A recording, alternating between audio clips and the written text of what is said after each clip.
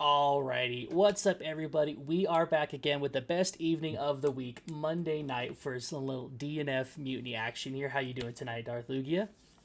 I'm doing good, man. I'm doing good. Any day that we can commentate video games for fun and our competitors can play video games for free, I say we live in a damn good world, right? Yep. That we're able to do this every Monday night. Excited. This is our 17th bracket. I think we have 15 participants, which is the lowest we've had in a while. But again, we are right smack in that middle zone, right? The Mm-hmm. DLC isn't out yet, but everyone's gotten used to the last patch and kind of decided how they feel about it. And Right. so if there's any time we're going to have kind of a dip, in participants, it's going to be right now. However, there is no dip in talent or skill because we have Right. some ridiculous players every week. Pumped to see these guys play tonight. Right. And like the smallest tournament, 15 people, still a lot of people to just Oh show yeah. up to play DNF Duel on a Monday night on PS4, right? Like we're Hmm. definitely not a bad sighting. That's my favorite part. It's like, oh, it's a smaller turnout today, just 15, 16 people, whatever the case is. But and of course we do have the Matcherino going. Of course, always, yeah. And again, just like you said, free tournament. This is just a free tournament. We meet every week, everyone to play. No one plays like it's a free tournament. They're all fighting like Mm-mm. everything is on the line. And thanks to some awesome people, Mira Jane, I believe, has been here like what is it? We're at like 8 weeks in a row now or something like that, and blessed up the contribution prize pool there. So yep, so there is an actual prize pool for everyone. Again, still a free tournament. We're not taking any of it. We just Hmm. are here to put it on the TV for everyone at home, just so they all get to watch it and check it out. But yeah, so exciting tonight. We got some cool names that like a lot of names that we have seen before with a couple names Hmm. that like maybe we haven't seen in a while. A couple I was looking through, I'm like, I've never seen this name before. And that's the part that is my favorite thing, even if it's a smaller week, is that there's always a new name. Right, and that it's like you can never be that small of a week if someone new showed up. In at least in my heart, Exactly. right? That it's always coming back. We're getting more people. This is still growing, and then just wait for the patch to come out and the new character to come out, and then it's over. We're gonna be the biggest channel on Twitch. It's game over, man. Game Yeah, over. it's Well, and done. it's so fun. It's so fun because we get like new people every week, but we don't get to feature a new person. We don't get to feature one of those people because usually like there's four or five, and so usually we try to feature at least one or two. And then if they come back the following week and weren't able to be featured, whatever, we try and get them on. And so that's the case today. We have a couple people who showed up last week, maybe even the week before, and we actually get to see them on stream for the first time, which is really exciting.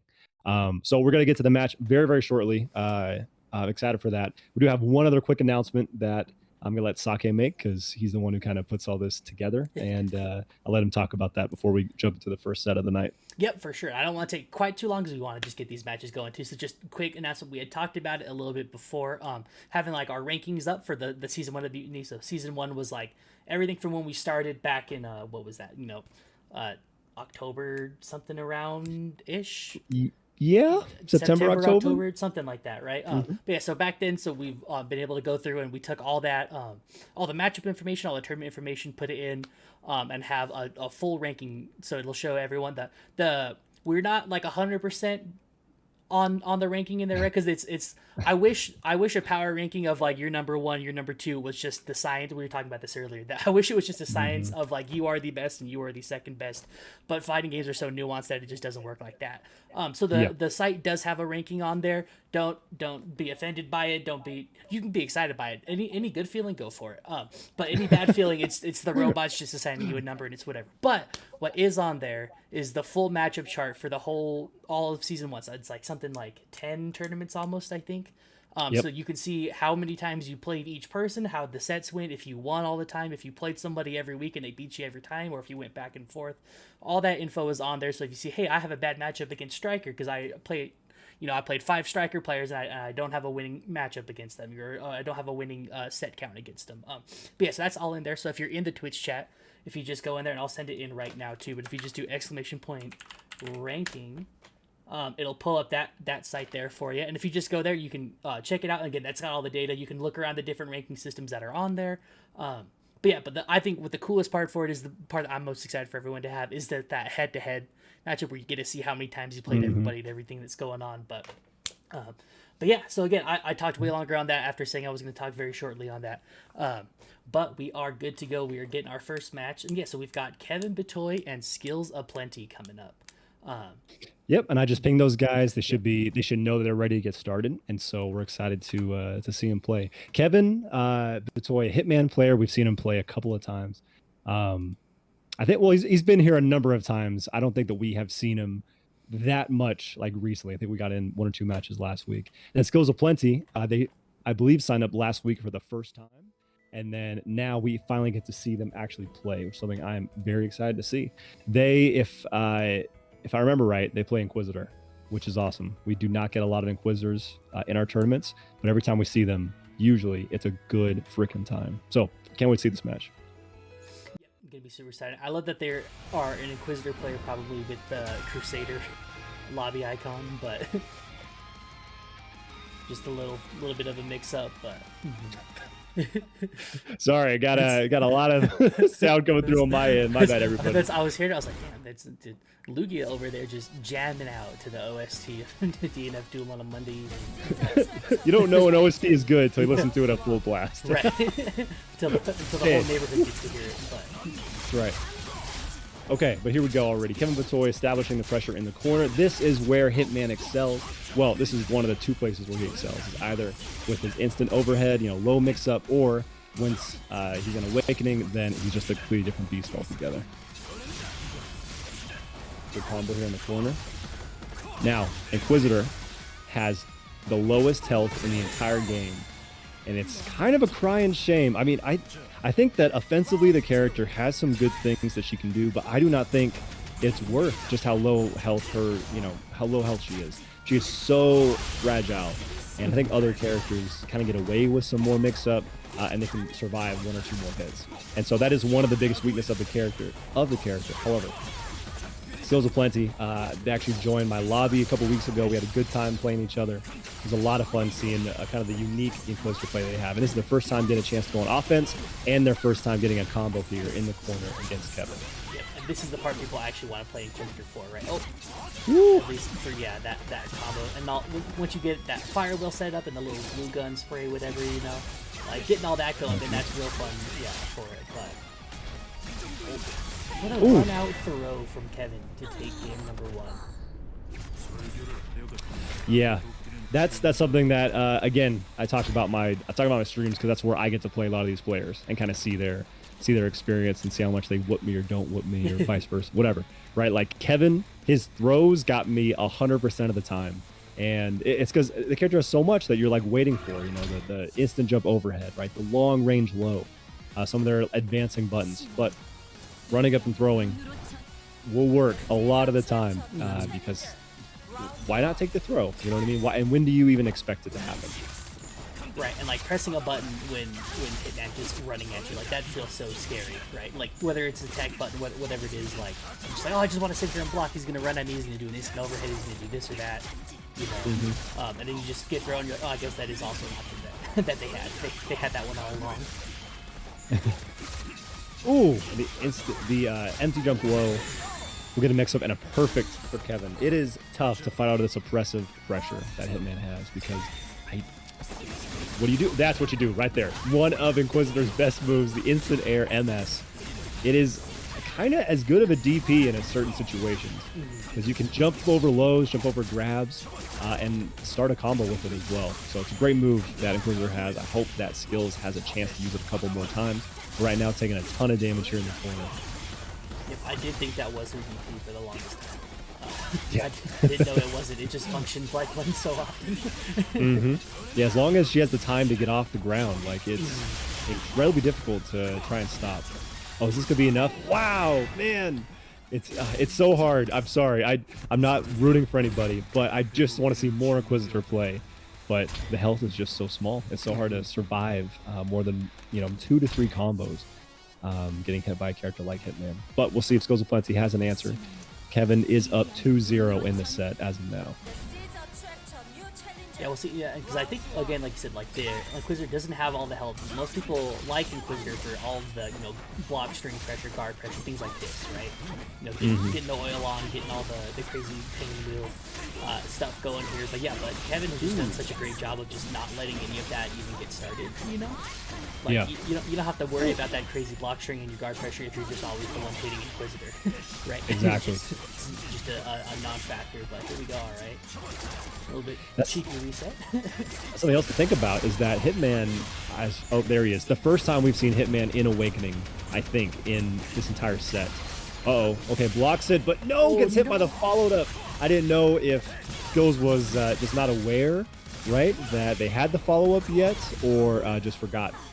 Because it was totally, in any other circumstance, it was his turn. It was their turn to win the game. But unfortunately, when Hitman is in Awakening, does have that follow-up to the DP, and the follow-up to the DP does more damage than if like the DP hits you and then they combo with the follow-up afterwards. It is ridiculous how damaging it is. So yeah, you're supposed to block the first part. That's the actual that's the optimal combo starter, is blocking the DP in it. Yeah, it's unfortunate. But yeah, and I think maybe like they forgot or didn't know, or just were so excited that they baited the DP, they did the thing they wanted and just forgot to think about Hitman being Awakening and having that. Oh, okay. Oh, I love the movement that Inquisitor can get. Her dash attack, especially now, she can cancel like the dash attack into her fire bottle throw. Like, it's just fun seeing the character move around the screen the way that she can. Yeah. Woo! There's a DP. Oh, that might be my favorite DP in the game. That looks so cool. Yep, and I like this. The patient play, just backing up, doesn't need, no ego check required. Just let me say, Oh, I didn't combo. Interesting. Yeah. Oh, that could have been it. Okay. With the fade away, the Kobe. You just set it back in there. Just from the 3-point. Nice. But yeah, the movement is so fun with Inquisitor, right? Just so many options. That is one thing I've noticed about DNF in general, is that's other than like obviously like the moves and special moves and things like that, your awakening abilities, but the movement options that each character has are more of the unique bits, right? That there's not a lot of universal, there's not a universal air dash or anything like that, right? And so like Kunoichi's got the double jump, for example.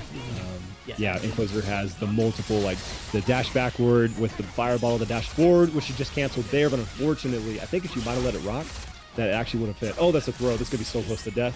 There's one more hit. Oh, the patience by Kevin. He knows. Yeah. Kevin confirms just not here on these little counter hits and little hits from Skills here. His first game of the night, maybe the first time playing today, maybe they're just okay, got a throw. Oh. And now puts Hitman in his most dangerous position. Uh-oh, is that gonna hit? Oh! Good God! He didn't confirm! How dare you not know how that interaction would work? What do you mean you didn't know if you threw fire bottle from full screen to Hitman Super, you won? That was wild. That was I was stressed out. that was ridiculous, man. That was ridiculous. So Skills taking a game. Props to both of them, because like Kevin was wanting to end it hype. He wanted to end with like the full screen super kill, which even though I'm a little pissed because my super sucks and I wish it was similar. That's a personal problem. Objectively, that's awesome, right? To like hit a super for the win. Raw. I love to see that. However, Skills managed to get the hit and then didn't get the game-winning combo, but instead followed up afterwards and got the first game that they've gotten on Kevin. So we'll see what happens here. Oh, a little too far away for that combo follow-up. Throws the fire bottle and uses the fire bottle for the guard cancel as Kevin. Okay, 2 throws back-to-back. Especially effective on a character with so little health, but actually manages to jump the 3rd throw. Oh. Okay, Kevin taking the life lead here. It looks like Skills will actually build it back with white health. Ooh, throws him out of the guard cancel. That was nice. I think this is just, this is totally death. This is totally death. That's actually really unfortunate for Skills. Kevin was, like, they had just barely gotten into Awakening. If they were not in Awakening, that would not have killed.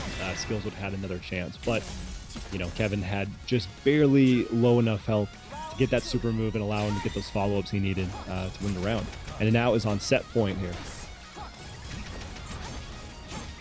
Ooh, good blocks, good patience.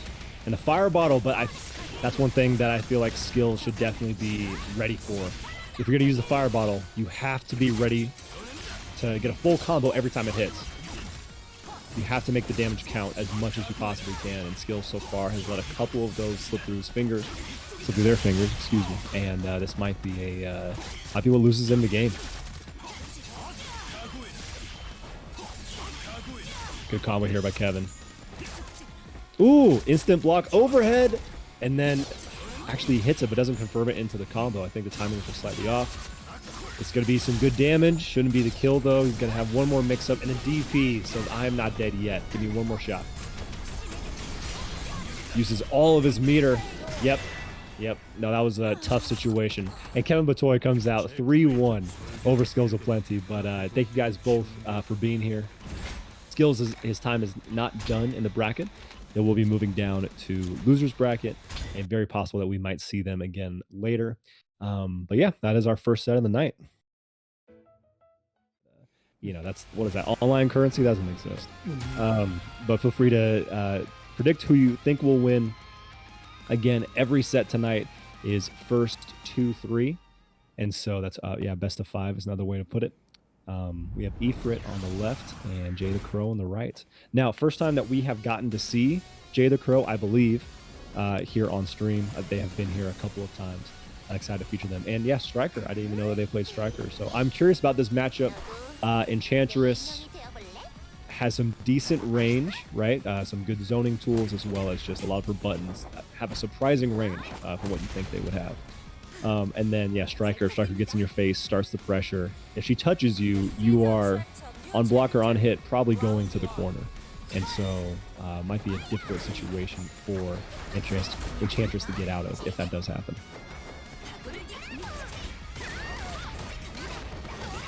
Cool. Got to bet my channel points as well. Get on the action, because why the heck not? And now let's focus on the match. So looks like Jay the Crow is going to go ahead and get first significant combo in the game, but now some pressures coming through from Ifrit.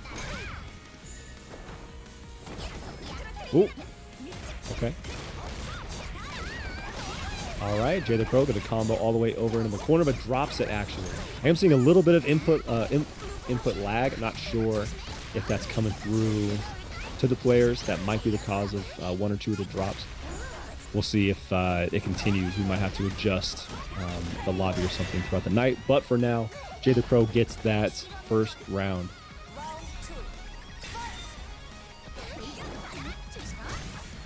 Yes, Durder. Wow, an Enchantress. I know, it's rare. It is very rare. Ooh, yeah, okay. No, there's a few connection things going on, but we'll see if the players request that we remake the lobby or something. Okay, here's a combo by Ifrit in the corner. She's got a few new combo routes thanks to the Grand Balance patch. Ooh, and that one was cool. I don't think I had seen that exact route before. I like that. So for those of you who have never seen Enchantress, she is the primary puppet character in this game. I know Ghostblade has Ghost, and Dragon Knight has Astra, but really Enchantress is the most pure puppet player. As you can tell by the literal puppet strings that she uses to control that teddy bear. And I think as long as she can combo, nope, drops it. That could have been it if Ifrit went into the super move. But yeah, Enchantress controls that teddy bear. A lot of her terrifying tools come through that teddy bear, but one of her best things that she has in her own kit is a command grab that turns you into a puppet. And when you're a puppet, you can jump and you can press a single button to do an attack.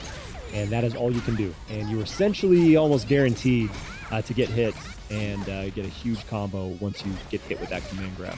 There's been exactly maybe twice where I've jumped and attacked and managed to get out of it. It's not going to happen often. Most Enchantresses make that a practically guaranteed setup. Ooh, good backdash. And a teleport forward, nice. Uses conversion, perhaps a little bit too early. Again, might be looking for a combo, but I think the conversion came out before the move came out that they wanted. Ooh. Okay, Striker. Pushing Ifrit into the corner. Let's see what Crow has. Oh, a backdash, but the DP from the teddy bear actually has a vacuum effect. Okay, this should be the kill as long as there's not a drop. There is a drop, but thanks to the whiffed DP from Jay the Crow, looks like we're going to go ahead and get the first game to Ifrit.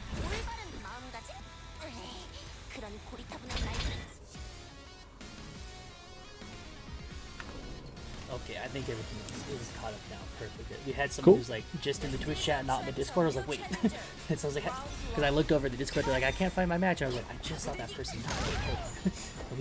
we can solve this for sure. Yeah. But yeah, so they should be getting their match going now, so we should be good to go. Yeah, it is so cool seeing Enchanters do, like in the game. Like do I didn't want to say do anything and sound bad, but that was filthy. That was really cool. That was the same setup that they did in the first game that I was like, hey, why haven't I seen that before?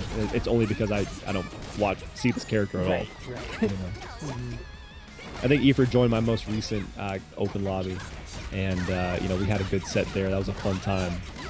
But dang, this character is uncommon. And again, we talked about this before. She's got low health, and Striker's got high damage. This is definitely going to be the kill. Jay the Crow is going to get this round. Going back and forth between these two players. I like it. You know, what an interesting matchup too. Like Striker, just so much damage, so much fast moving, everything. And then Enchantress, not a lot of health, but is the puppet, right? And so you can kind of like stave off some of that movement in theory, the movement options that Striker has, or at least that should be the goal, right? Is that if you can set the puppets up and kind of disallow Striker from just moving freely. And then this, like obviously, you know, you get Striker in the corner, you're running out of options. Here's what you can do. Oh, but with that new frame on the roll, just decides I don't want to be here anymore. It simply leaves. Ooh. Oh, with the guard cancel, but actually was too slow to punish it. That's exactly, I think, what Jay the Crow might have been looking for, but was just not ready to do it fast enough. Okay, Ifrit has like no MP. That's something else. Her roll is like a teleport. So like it looks different than every other roll in the game. It feels like it goes further. Someone can. Ooh, that was a good combo. Someone can correct me on that. It just messes with me. Like visually, I'm like, oh, she's got a teleport because that's what her roll like is instead. So it always looks different. It always looks like it's further. However, that is one of her tools that she uses to get around. Right there. In her setup, she uses that move quite a bit. Has no meter, however. And is now going to get pushed all the way into the corner. Ooh, and actually responds immediately. I was gonna keep blocking it if I was Ifrit, but they know better. Okay, set up into the toy doll. Okay, I think Ifrit should be one attack away, but it's so hard to punish that Striker DP consistently. Oh, the side switch! What? That man, okay.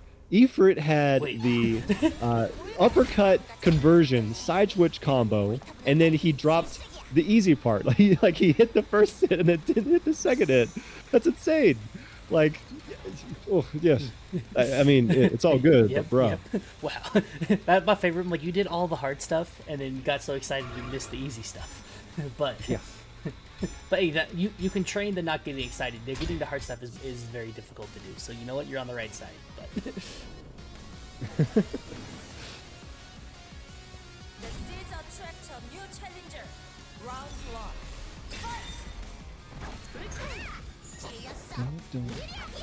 Sorry, just catching up with Twitch chat. No, yeah, there's been a couple lag spikes.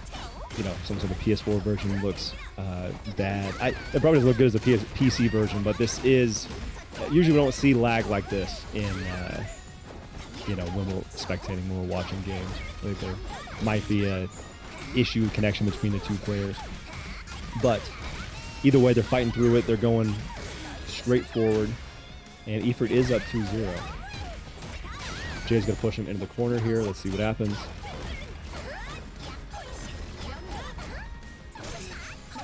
Ooh. Use all of his health there. yeah, like just all the pressure. Yeah, just getting Striker off of him. But Striker is down, getting pretty low. Has a lot of great life here, so he's gonna have access to a conversion, but it's gonna be an expensive conversion. Oh, and you might just die. Are you dead? There's no shot. Should just die. You are just yes, we get the super. Love to see the super just because we never ever get to see it. I was gonna say, like, I don't know if I know what this super looks like. It's definitely been a while since I've seen it, but yeah. All right, set point now for Ifrit. Yeah, we probably haven't seen it since like our first tournament of the new year. I think when I played, whoever that PC and champions was would come over and absolutely demolish me. Everyone's like, "It's okay, they're the best enchanted player on PC." And I was like, the match was 5 minutes. Like, there's no excuse. I It was just a massacre. I did a best of 5 in 5 minutes. It's like, yeah, like doesn't matter here. Like it was still a massacre. Like that's Yeah. Ooh. Oh, yep. For the first time, does a tiny bit of a stagger, gives him just enough space to hit the low, and this is going to be a solid combo. Ties us up in rounds. Round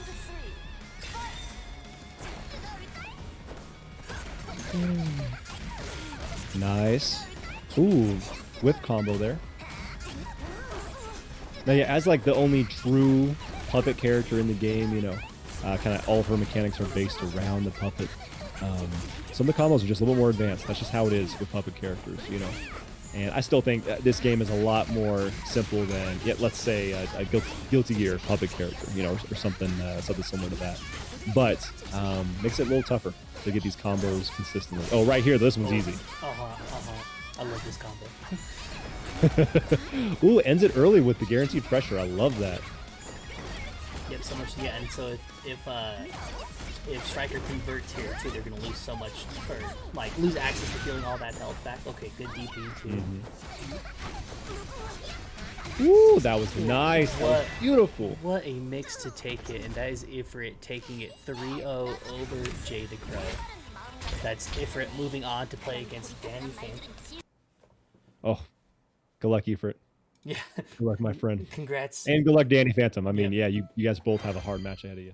Well, I'm excited, though. I'm very excited. And if you look at the deity points, these guys are neck and neck, 40 and 43. It is not easy to rank up that many points. You have to be grinding. You got to be a little sweaty in this game if you want to get that high. So pumped to see how this goes. The seeds attract a new challenger. Round 1. Okay, and already, again, the channel points are up and ready to be used for prediction. If you think that Vagabond is going to win, if you think that KevinBitoy is going to win, feel free to throw your channel points in. Holy crap, 10,000 points already voted for Vagabond, and only 1.2 thousand points voted on Kevin. So, that's a lot of points.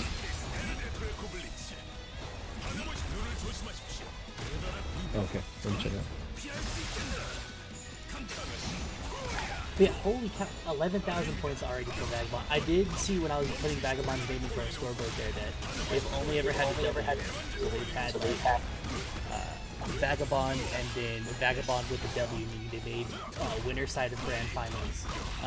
They never had an L, so they never put the loser side after that. So Vagabond, very good, feels like a pretty safe bet here. But yeah, and they do take the first round over Kevin. Alright, let's see what gets the throw.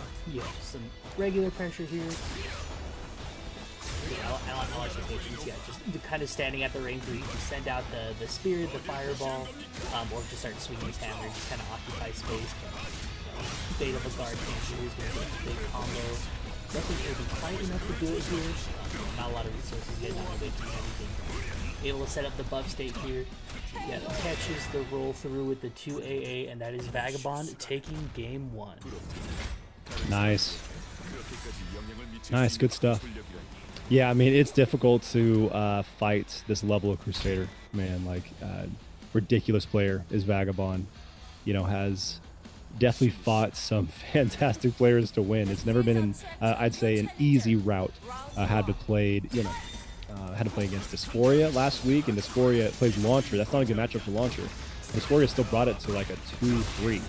And so, like, you know, Vagabond definitely has had a tough path, and yet typically comes out on top. And right now it's looking like they're going to try and keep that momentum going with a near 50% combo on Kevin. Yoshi, damn, I forgot it was Monday. Yep, every Monday, man. Every Monday. Happy to have you in Twitch chat. Sorry that you wanted to compete and couldn't. We'd love to feature you here whenever we can. But yeah, no, we'll do them every time, all the time, every time. Round 2.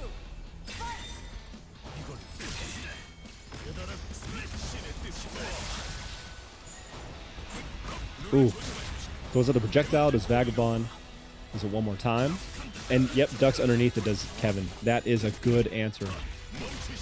If you have a long-reaching low, you can usually just duck directly underneath that giant ball and typically get a combo on the Crusader unless they're airborne, obviously. Ooh, yep. Bullets don't hit fast enough, doesn't break the armor. This is going to be an Apocalypse combo in the corner, and Vagabond makes these hurt. Oh my gosh, the slow walk up. Yeah, just made him look at it, just Apocalypse just literally raining down. What the Yoshi? I don't know why today felt like a Sunday. I even went to class. My friend. That's understand. I've gone through like the whole day. Like last Wednesday or Thursday, I'm like, oh, I love that it's Sunday. I'm like, I'm working. How did I get here? Why was this ever the thought process? Oh, it's so good, so freaking good. Oh, so just checking Discord. Geets and their match with Jared, has that been? Cool. Thank you. Yeah, Sake is our TO, handles all of the TOing. I try to help out where I can, but if you ever hear me talking for a long time, it's simply because he is busy taking care of the important stuff. And so I am busy, kind of keeping us all entertained if I can, while we're watching the matches. Just trying to save us from the dead air and me not clacking on my keyboard live on Twitch. I bought it because I was like, I love loud keyboards, and I started streaming. I was like, this might have been a mistake. Hey, some people like it, for sure. Oh yeah, it's like there's no place I can put my mic where it doesn't make this noise. And then I play on my hitbox. I'm like, oh, this is twice as loud. No one cares anymore. Just vibrations everywhere. Yeah, I did. Oh, grab the DP. Beautiful. Oh, he ran into the charge. My man said, I don't give a damn. That's a cool throw. It'd be a shame if I just shoulder charged in neutral. The power of my shoulder charge compels you, man. He didn't even care. Just threw it right out. And again, Vagabond is so much momentum right now. This is, yeah, I didn't know what Kevin's answer should have been there, honestly. Well, it shouldn't have been jump, maybe, but I would have thought a throw could have been coming, so I can't judge him for it. Ah, man, look how much damage is coming out of this. It can't be enough, right? No. Needs one more. No follow-up? Yeah. Like, I think that Kevin was trying to play the ultra mind games because at that health, of course, the follow-up would come. Right. I was shooting for a second. I was like, how did that work? I was like, what do you mean you just 2-8 after? Hold on. But that is Vagabond taking it 3-0 over Kevin. Moving on. Again, Kevin is not out. Kevin is just down over in loser side now. So wow. Vagabond's going to get those points. Let's get these new matches, new names in here. Decker on the Lost Warrior. And we've got good old Alpaca back on stream with the Berserker here. And we'll get the new channel plan predictions up in just a second for everybody as well. Mm-hmm. Ooh, I love this color on Lost Warrior. Love this color. This is a sick-looking character, except for, I think, one choice that really messes with him, and that's like, where's his legs? I don't have any legs, Ron. I can't find my legs. Like, he has hair, as his torso, as his lower half, And so, besides that, I think the character looks amazing. But while I'm talking about the way he looks, like Decker right now has put Alpaca into a one-touch situation, so they're not easy to do. But I will say, yeah, it's really hard to get that last touch on a character like Berserker, how fast they are, how fast the buttons can be. The damage into the resets as well. Alpaca is very ballsy. They'll go for those resets. And they're in Awakening, so we don't have to worry about, is he going to get into Awakening in time? Yes, he is going to get into it in time. And I believe if they hit a single vacuum... Oh, they're on it. Actually, did they get a vacuum after this? Yeah, there we go. Okay, that is the game.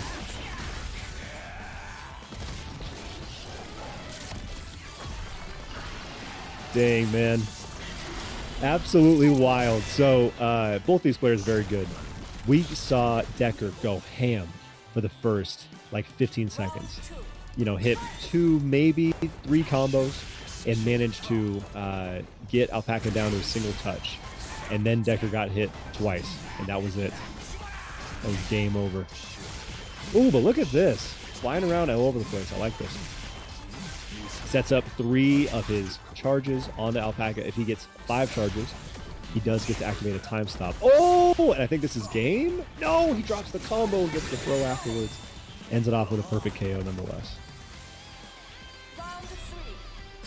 This is still game 1, yep. Okay, they tried to use the spoiler here. Yeah, but I do agree. I was over me TOing back there, and you're like, well, where's his legs? And I was like, yeah, I agree. That's, at least give me like a physical form you can like shapeshift into that has legs, you know? Yeah, yeah. I don't know if I want a leg poking out his dress like a Nina situation in Tekken. That could be a little sexy, I guess. Right. But like, yeah, I'd like to see that this man has something below his waist besides hair. But hey, that's just me. As I'm talking, Alpaca does take the first game. Very competitive though. I'd say like it was 2 rounds to Alpaca, but Decker went off on the on just how like kind of fancy and tricky Lost Warrior can be. This character is a character that not a lot of people play. Not a lot of people think he's very strong, and I would agree. However, there is potential in every character in this game, especially with the damage that Lost Warrior can do. There's definitely options that this character has. But I think this matchup is one that is especially difficult.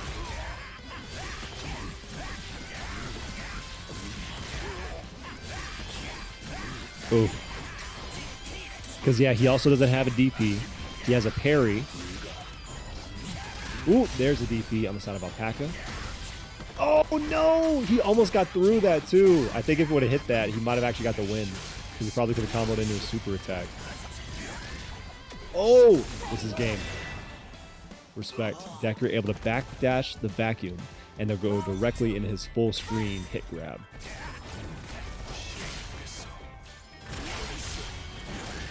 Ooh, this is going to be a lot of damage. That's one of the best things that Lost Warrior can do, is establish a ton of chip with that sword attack, and then go for pretty much any hit afterwards, but especially that, full screen kind of full screen hip grab that he has. Oh, the throw gets eaten up by the DP. Yep, oh, and Alpaca's going to make Decker hurt right here and get himself back to a bit of a safer health situation. But the big thing is that I think a mix-up, potentially a mid-combo mix-up, a reset, might be happening here very shortly. Oh, you cannot guard cancel. It feels like you should be able to, right? You do everything right. You block the first hit, you guard cancel, but unfortunately, it's just not safe. Not the right time. I tried so hard, and I got so far. In the end, we're looking at another Berserker super. And again, it's from a man that we love, right? Yeah. We love Alpaca. We hate to crap on, but not crap on Berserker, but you know, just talk about the Berserker super in this particular case because we see it all the time. But no, Alpaca's a fantastic player. Has been in grand finals his fair share of times. Has yet to win a Mutiny. However, has come insanely close, and this might be his day today. Yeah, that'll be good. I'm very excited for it. I'm sure it's like in the books. Oh yeah. I won't say anything to initiate any sort of commentator curse for the future, but I know that like one of these days the stars are gonna align. It's all gonna click, and it's gonna go through, and Alpaca's gonna get it. So maybe it's today. That would be dope. That'd be exciting. Or any other day that it'll happen. I'm sure it's gonna be exciting. Yep. That is Alpaca taking game 2 over Decker, going up 2-0 so far. Striker has as much swagger as Grandpa and as Weekly Dials. Oh my gosh! All right, okay. I love seeing the salt in Twitch chat. You know, not a bad time. Not bad at all. Oh, the switch from Decker. This is the biggest switch of the entire tournament right here. This could be huge if Decker knows how to play this. My gosh, man. Right, this is supposed to be like the 8-2 or the 9-1 or something nonsense like that, right? Yeah, I think Avoid, was the one who said it was like a 9-1. Well, but this is not a good matchup for Berserker, and we got to see plenty of evidence of it last week. Ooh, good DP. Okay, Decker's got some knowledge already. Oh, gotta be careful. Ooh, Another good DP. Yep. Who needs to block it? I simply refuse to block your mix-up, and I will just DP you out of it. Best I can do is not block your mix-up. Yeah. Dang. Okay. So Decker's got a long road ahead of him if he wants to make this comeback. But that round looked really good for it. Yeah. Hell of a start to the upload. And I guess it's not pro battle in terms of score, but as far as matchups goes, it should be going through the fire. Like, can't cancel into anything on the loop. So just No. Yeah, that's correct. There, just holding the gap. Well, and here's the thing that Alpaca needs to hit essentially 4 combos to win the set. You know what I mean? Right. Like that's all that Alpaca needs to get. Oh, and I guess consecutively to get the round. But yeah, and here we go. This is going to be the kill. Alpaca's got to get this round. And then next round just has to hit, 2 combos to finish up and get the win. However, this is a tough matchup, but that entire sequence started by what you brought up before, rolling through the flamethrower. And so if Alpaca can do that, can look for those opportunities, not be too impatient for the rolls, because pretty much any other button that she has kind of counters the rolls. Oh, or just jumping over. That's ridiculous. Alpaca can definitely take a 3-0 over Decker here.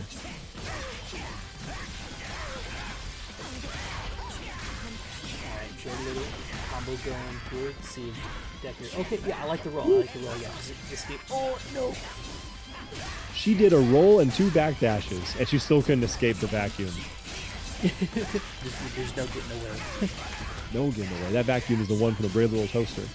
Dependable, in charge, grabs everything in its path, and that is going to be the win from Alpaca, 3-0 over Decker. However, Decker, I think, did the right call. Often we want to stick with our guns. We want to stick with the characters that we love, that we play a lot of. However, that's a great counter pick. If you're going to have one counter pick in the chamber, you know what I mean? That's a good time to pull it out. So respect to Decker, respect to Alpaca.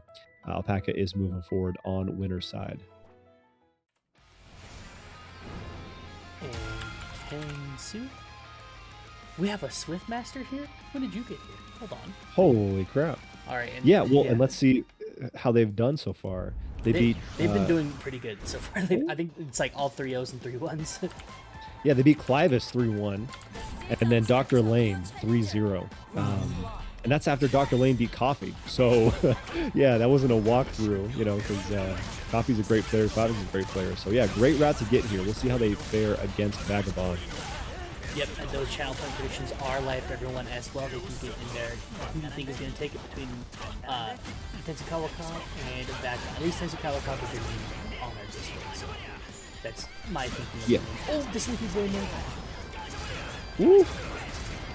Very nice. Yeah, so Swiftmaster did get nerfed. They have less health than they used to, or they're now tied for the lowest health with Enchantress, which I got confirmed earlier today. However, still have a lot of good options. I don't think that they're anywhere close to being the top tier that they were for a while in the game. Definitely not. I feel like they've definitely been the most nerfed character in the whole game. Ooh, this is going to be a lot of damage, but should be the kill. Because, yeah, Vagabond's not going to drop this. And again, we have almost 5,000 channel points on Vagabond. Have a little under 500 on Tensu for the moment. But again, you still have, let's see, 30 seconds left to make your bets before those close up. Oh, good option. Ooh! If this game had pure cross-ups, like no block button, that would have been nasty. It still hit, but there was no follow-up from Tensu. That is my favorite scene. If only this game didn't have a block button, that would have been dirt. I did have one to brag a little bit in our Street Fighter tournament on Saturday. That I hit like the most from downtown cross up. And this poor guy.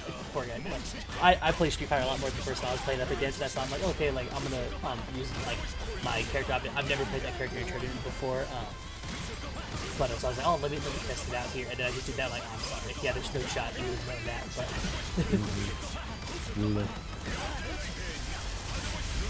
Well, hey, if you're ever playing a DNF Duel Tournament, I'll bring out the pocket troubleshooter on you.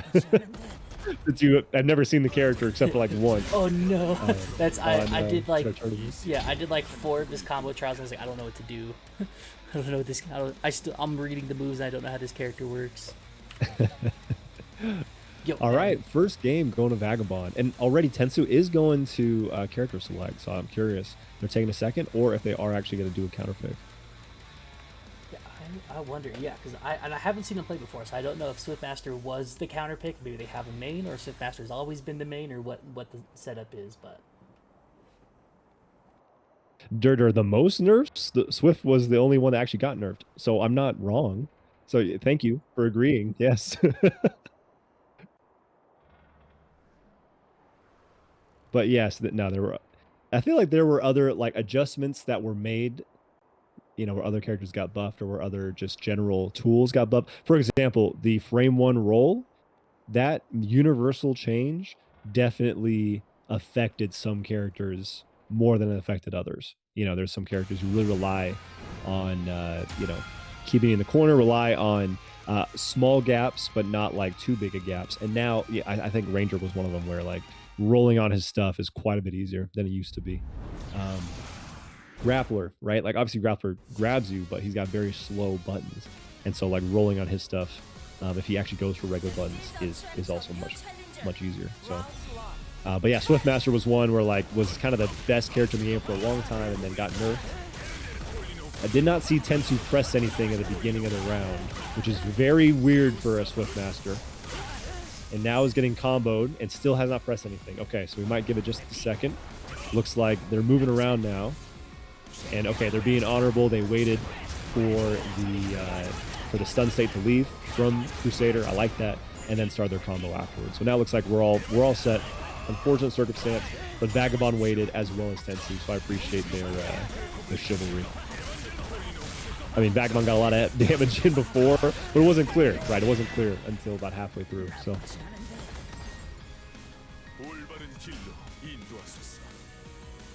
Yeah, Bossy, the controller may have died. Very, very possible, because yeah, he's back on now. It's very unfortunate that when that happens, but hey, nothing you can do about it now. Tensu just has to try and bounce back as best as they can. And this is a good way to start it right here. Quarter combo with Swiftmaster. Need some decent damage on Crusader. These characters are basically at the opposite end of the spectrum. Crusader has the most health, right? And Swiftmaster has the least health. And he's very, very squishy. Very squishy character if you actually get a combo on him. You just have to catch him first. Right, yeah. Just wait till I get my grippy little mitts on you, dude. Oh, that was a good cross-up. Someone wasn't holding a block button. But Alright, Well, 2-0. Well, we talk about the block button in this game. Some people don't use it. Some people aren't used to it because other games that they're used to not having one, they just carry that over. Some people don't like that you can't tech grabs if you're holding block, which I understand. I do understand that. Right. I use it because I'm used to like Mortal Kombat that had a block button. Yeah, because like Mortal Kombat only has a block button. I was the opposite. Like when I play, I would just hold back on things and it just get opened up because I'm not blocking. Because that's in all the other games I play, that is blocking. It's just holding backwards and things like that. He armored through the DP. Ooh, that's hot. Yeah. But yeah, so I forget in this game since you can hold back to block and also have a block button. That it's not quite the same. It's just like a free anti. Yeah, for sure. I do like having the option. I think having the option is nice for both players coming from kind of both camps. Both levels of experience. That breaks the armor. I like it. Yeah, that was always my thing too because I love cross-up, so I set up a cross-up Mortal Kombat and I was like, oh wait, R2 or L2, whatever. I think mine's L. I thought it was just broken on my controller. Good combo by Tensu. Yeah, so much. And Swiftmaster is a character that I got so tired of in the first few months of the game that I got bored of their combos, right? Because I got hit by them all the time. But now I'm like, yeah, these combos look awesome. Like the tornadoes going around him. It's a good-looking character when he's doing his combos. However, that is Vagabond going up 3-0 over Swiftmaster, over Tensu. But Tensu, again, is not done. They're going to go down into losers, which every week, losers is an absolute gauntlet to try and get through. But we'll go ahead and see how they fare when they get there. And walked away with second place and walked away with almost $200, I believe, because we had like $701.67 in that final prize pot that week. Absolutely insane. Again, thank you guys so much for the support, especially Mira Jane for the last few weeks, and putting in money every single week. Many of us are simply not in a position where we can do that, so it means the world when someone like Mira Jane is able to do that. We really appreciate you giving support to the players. Every cent that is donated goes to the players. Obviously, Matcherino takes a tax or whatever, but none of that comes to us. That is all going directly to the players, and it means a lot to us. So thank you guys so much. Wow. And that is a way to start it right there. Near 70% combo from, and I think he's not going to have the meter unless he's able to. Okay, DaniPhantom still walks away with the win. I was going to say there's one person who's able to extend that to build the meter. It would have been Danny. Unfortunately, he dropped it, but was able to get the pickup right afterwards. Yeah, if anyone could find a way to reroute that combo on the spot, just stall it just a little bit. We're looking at him right here. DaniPhantom. Yeah, DaniPhantom, just a household name here for me. Just in here every week. I think he's made top 8 every single time he's competed, basically. I think so. If not top 7, top 5, top 4, top 3 every time. Yeah. Like that's you can go back and look and narrow down that number. But I think for sure top 8 every time. But, yep. Yeah, and Alpaca's right there with him. Woo! Beautiful set, or beautiful win first by DaniPhantom. DaniPhantom and Vanguard might as well be. It's the same word. It's the same picture. Yeah. But, Hey, join my open lobby. I'll be playing DaniPhantom. I mean, I'll be playing Vanguard. I love the optimization that Danny puts on these combos and the swagger as well that he puts on these. Okay, submission is closed. We have 75% in Alpaca's favor, 25% in DaniPhantom's favor. I love the little dive bomb there, just baiting the throw tech. Yeah, I absolutely love that too. Ooh. Here we go. Yeah, we don't need another one, right? I think, yeah. Oh, there it is. Okay, Yep. Perfect. Oh, I can't wait for the Twitch chat, man. Bossu starts talking about Behead. Oh, Yep. speaking of the Oh, devil, there it Here is. it is. That's the thing. Yeah, I saw Behead. I was like, you're right. I haven't seen one yet. Then I look back on screen and I just see DaniPhantom wound up. I was like, all right. Here we go. It's happening. All right, jumps into the DP. Here we go. Woo. Oh, Alpaca. Okay, Alpaca did the right thing. He just did it a little bit too early. I think he tried to press something. I'm not even sure what happened there. Berserker is in a unique situation where he can do 2 or 3 hits on you, then convert and keep himself safe. Right. And so even when you do go for a behead, and so I am not sure what Alpaca tried to press, or if he just didn't hold block as soon as he used conversion. I'm not positive. And is behead is that duration armor or is it a number of hits? Number of hits. Okay. Number of hits. I wonder if that's what they were going for, which is as many hits as they could. Yeah. In the time span. That's very possible. Because when in Frenzy, Berserker has extra hits to each of their like standing buttons. Woo! That goes through the vacuum. Yeah. Vacuum. Like that makes sense. Write that down. Genius. Of course. Yo, right. DaniPhantom is on a tear right now. DaniPhantom, I needed you to make this set take a little bit, so we have our next match. And my man's in here, just the AGDQ 80%. Yo, he's making every right call. This is insane. I don't think he knows how to do wrong. He just knows breathing, fine dining, and Vanguard DNF Duel. What's his name? He threw out his name. It's all me. Oh, okay. Okay. Alpaca is slowing things down. Yeah. Okay, as I speak. He was. Oh, God! That was so hype. I love that, like, Alpaca's like, I'm gonna stop the bleeding. I'm hitting with this. DaniPhantom's like, I didn't even see it. I didn't hear no bell. Yeah, I didn't hear no bell. What? Just ran, like, yeah, just. I think DaniPhantom just, like, saw it and was like, you know what, we got this. I'm just gonna run this until it's over, and damn it if they didn't do it. that was ridiculous. Worked out great for them. Well, that might be part of the reason why they both wanted to play so fast. They both had ridiculous momentum in their sets that they just played. Like Vagabond went very fast, and DaniPhantom also went very fast. So like both of these guys are like, yo, I'm hot, I'm heated, I'm ready to go. You know what I mean? Like I just absolutely did the best combos I have, and I'm ready to continue. So yeah, good to have these guys play, and then afterwards we will head back down to the losers bracket, get ourselves all the way back up to Grants. That'll be a fun time. Yep, and those new channel play predictions are up for everyone. Get your votes in who you think's going to take it between DaniPhantom and Vagabond. We have seen both of them just kind of throwing hands the last couple matches, so get your points in, pick your champ, throw all the money at him, throw all the imaginary channel points at him, and see how it goes. That's right. Woo! Good start by DaniPhantom, but a perfect answer here by Vagabond. Could probably get us pretty close to even in the life, or at the very least, yeah, go into a setup that is going to absolutely demolish. A lot of damage coming out here from Vagabond. Man, the setup into like the double buff state is ridiculous. And look at this. Oh! Does a jump punch to call out DaniPhantom's dive bomb in the air. I would have done it, Danny. I think that was the right call. I think you had to be as aggressive as possible. So, you know, it may not work out. That's what I would have gone for. Okay, got just under a minute left to make those predictions. So please throw those points where you want them. Here's a behead.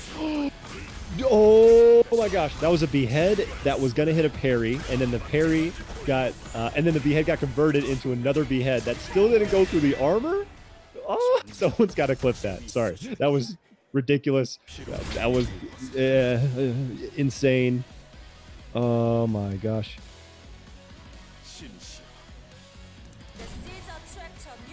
A behead that was purposefully. Oh, that was absolutely insane. Okay, sorry, got to refocus on the next set because I'm dying over here. Okay, it doesn't go through the armor, but it does hit through one hit. And now I think that Vagabond, yep, is going to get himself out of that.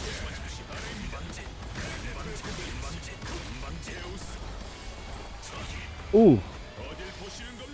Throws him in the corner, and that's Vagabond with another round.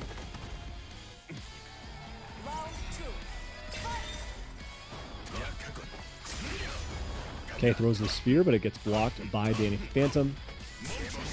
Throws up the wall as well, and nice. Yep, I talked about that before. If you have a long low poke, a long low attack, then that's good to get around that ball.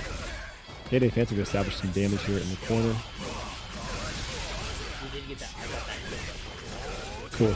I was starting to work on it on my end, and I was like, I can't do this efficiently. I was already in there clicking on something else. I was like, wait, I can do this. Like, I'm already in there. But yeah, what a set so far. Lots of pressure. Oh, good challenge with the all-purpose button coming into the back of 5 I love it. With punishes and anti-airs, pays your taxes, does the long. OTGs, has dinner waiting for you at home. Very nice. Yeah. What a throw tech! Wow. He baby. Ooh. Okay, that's huge. Yeah. Vagabond's gonna get a ton of MP left, or he's just gonna straight combo. Why did the DP go the other way? Why did Apocalypse hit the open air next to Apocalypse? Right? I have several questions. He's alive! What? Oh. Oh! Broke the armor. He needs to get one more hit. A single more hit. Oh, DaniPhantom, what are you gonna do? I look over, I see first time chat from Decker, and it's just the Ben SW face. Decker's like, what's happening? Oh my gosh, that was insane. That was one of the craziest rounds ever. We assumed that Danny was dead. Yeah, I was like, damn, that's a shame with the combo. Alright, next game I guess. Wait. I thought he gave up the ghost. Oh, this goes into the corner. Yes, if you're behind, it launches you in the corner now.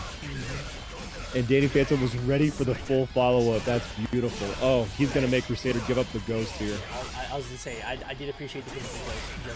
Just put him right in third. So, Oh, Danny with the perfect back. Oh, this is a good set. Okay. This is a good set. This is a great set, man. This is beautiful. I'm very excited to continue watching this set and commentating. What are we, 1-1 already? We are 1-1. Oh, It feels like we're like 7 and 8 or something like that. Like this set's been going on. There's been so much happening. Each round has just felt like a whole game. Okay. woo, there we go. Oh, he has the conversion. Yep, so this is going to be a good follow-up. Not a ridiculous amount of damage, but it's definitely worth it. Because he gave up, I don't know, 5% of his own life during that conversion. So, oh, gets hit though here by Vagabond. This could be some good corner combo. Only Crusader can do a corner combo while Crusader is also in the corner. It's You know? cornered. Yeah. Oh. Yeah, nope, the head didn't come out in time. The armor was not fast enough. Here's going to be the Apocalypse combo. I think the meter's going to come back in time for him to get another charge. If he doesn't need it. He's dead. Never mind. He was sitting in Apocalypse. He just threw 3 fireballs at him. I haven't seen him do that one before. I love that Crusader has exactly one move in the entire game that's not like yellow and like light, you know what I mean? And it's Apocalypse, right? Like I mean the wall is like blue, right? But the Apocalypse is like purely a dark like purple, Right. you know, this like evil color almost. Woo, good DP. Got a cross I like cut it. on the DP. Oh, did he make it back as well? Gets hit by the overhead, yeah. Yeah, that was so good for Danny to delay that DP to make sure it goes the right way on that concept setup. Yeah, tries to dash in, he's kind of in for it. Yeah, he does have plus frames there. However, you know, he didn't try and go immediately for his 5AA. Instead, he tried to run in and probably go for a dive bomb, thinking that Vagabond would respect it, and Vagabond did not. Right. So now that's 2-1. That was a very fast round compared to very fast game Yeah. compared to the previous game. Oh, what a round start for challenge option. Ooh, Oh, alright, now we are tight and healthy again. yeah. Here we go. DaniPhantom's going to get some good damage here. And perhaps more importantly, is going to put Crusader in the corner. He's got decent Oki. Yep. Into the throw. I like it. Oh, that is the round, my friend. Got the trio. There it is. With any other Vanguard, including myself, I would not be confident enough to claim that was the round. But I know Danny. I was looking, I was like, I want to say this is the round, but I don't know how the combos work, so I don't know what part of the combo we're at as Vanguard. Like, I've seen Vanguard combos, but like, 5 is combos, so my point doesn't matter anymore. He dive bombed over DP. Beautiful. Beautiful. Yeah. I'm sorry. Oh, no! He's going to get comboed in the corner again here, and Danny knew that he would barely have... Again, this man's insane. He needs... Oh He my tried to gosh, throw- he needs I- one more hit. In my heart, I know he tried to throw. Yeah, Got totally. hit by the 2. Yep. Okay, what's the option here? No, the DP. Yeah, it can't, because it only hits once, so it doesn't go through the armor. Oh, it didn't miss right through the armor. Yeah. It's gonna be a lot of damage. He might be dead, because he has Awakening. Oh, you like it? Yeah, he's definitely dead. How many hits is Death the super? super. He's trying to. There it is. Now, yeah. That was beautiful. You thought you were a slick vagabond. I knew your plan the whole time. Hit with the funny number combo into super. Does it show hits after super? It doesn't. So No. yep. Just So going, it's- yeah. just going into it. I was like, wait. I know. I was like, why didn't he super already? I know why he didn't super already. Man of the cloth. Okay. That was a full crumple state, which means that this is going to be about as much damage as DaniPhantom can get off of the head without being awakened, of course. And look at this. Beautiful. Cat 50% combo on Crusader. That's like life support for Striker, Swift Master. Yeah. Yeah, like Inquisitor, Yeah. Master Enchantress, they would be Enchantress, yeah. very much in Awakening. Oh, he tried to go for the drill, but it was too slow. I'm pretty sure that's what he went for, because that would have broke the armor for sure. Oh! No, he went for the 5AA! Oh, I don't think he thought he had enough time, to go for the S, right, which would have been his biggest starter. Oh no! Danny, I know what you were trying to do, but you'd already broken the armor. You just need to hit it one more time. Oh. That was so crazy, the patience from DaniPhantom to just sit there and wait out the whole buff state. Wow. Alright. But that is Vagabond taking it 3-1, moving on to winner side of Grand Finals. So they will be hanging out for just a little bit while we let these other matches catch up here.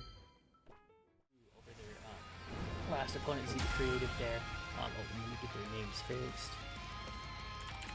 And get these new channel point predictions up for everybody also, and we should be good to go. Awesome, pumped to see this. So Alpaca called it out that yes, they do have to go through a very tough matchup for Berserker. The only matchup on PSN that I would say, well, it's a bad matchup for him on PC too, but like Berserker is a better character on PSN because trying to block his mix-up is pretty damn hard. However, this is one of those only matchups that I've seen where I'm like, yep, this is very, very hard for Berserker. So I'm not sorry. I'm not sorry for the character, but this is a tough time for Alpaca. Now, we got to see Void in this matchup, you know, not against Father Salt specifically, against Dysphoria, actually, the number 2 ranked player on PSN. But we only got to see Alpaca play this against Decker's Pocket launcher. So curious to see how things are different here. Since Father Salt claims to be a pure evil launcher, I mean, that's a pretty bold claim right there. Okay, throws another grenade. Ooh, and catches him just barely in time before that attack comes down. Now this is going to be the game plan right here. Is that launcher is going to want to prevent Berserker from getting into Frenzy, but also it's just going to throw out long-range buttons and long-range buttons. And then, yep, this is where it's dangerous. This is going to be a lot of damage. Oh, a drop by Alpaca, that's huge. That's so huge.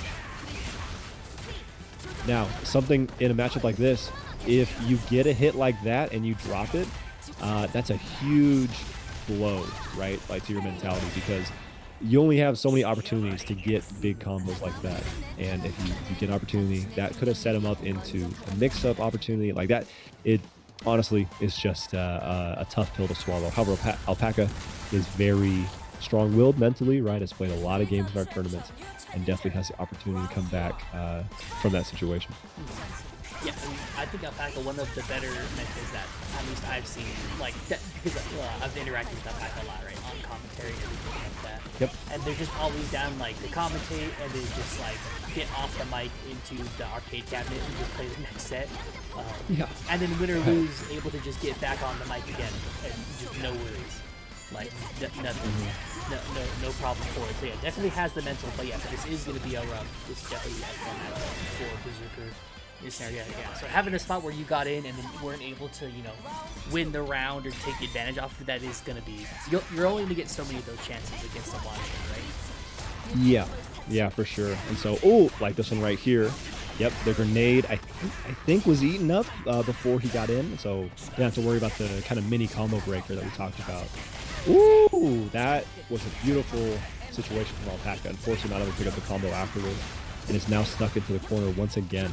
Yeah, no, Alpaca, you mentioned it, has commentated with us a few times, plays almost every single week, is also a new father, and so, like, has a very busy life. So the last couple weeks, I'm like, hey, let's give the man a chance. That sucks. Give the man a chance to just focus on playing and also, you know, everything else going on in life. And is now, yeah, down 0-2 against Father Salt. Now I see why the name applies. It's not a bad name, especially in a matchup like this.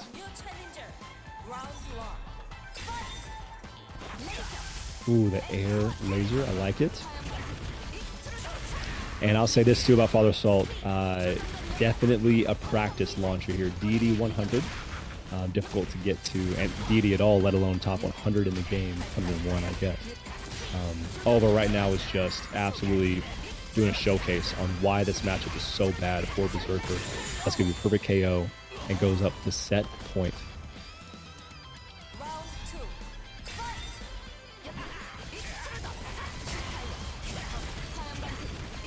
Okay, once again, throwing out.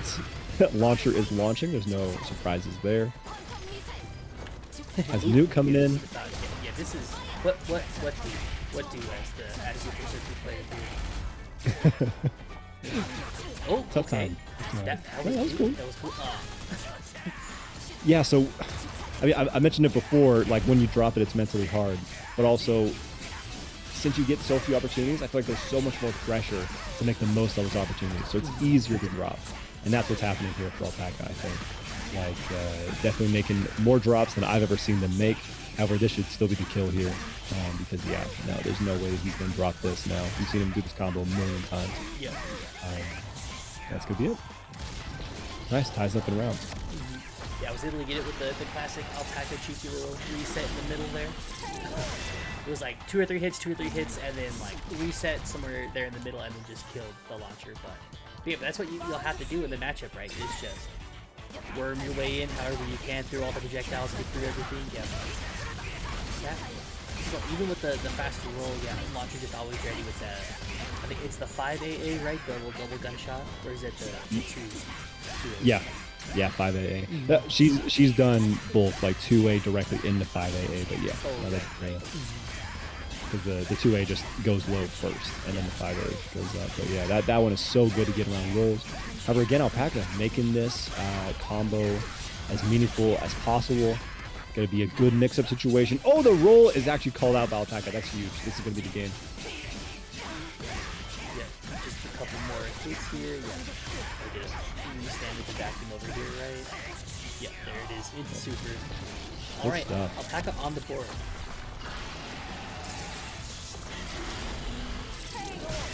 Nice, yeah. 2-1 still in favor of Father Salt. This is a great first showing for Father Salt.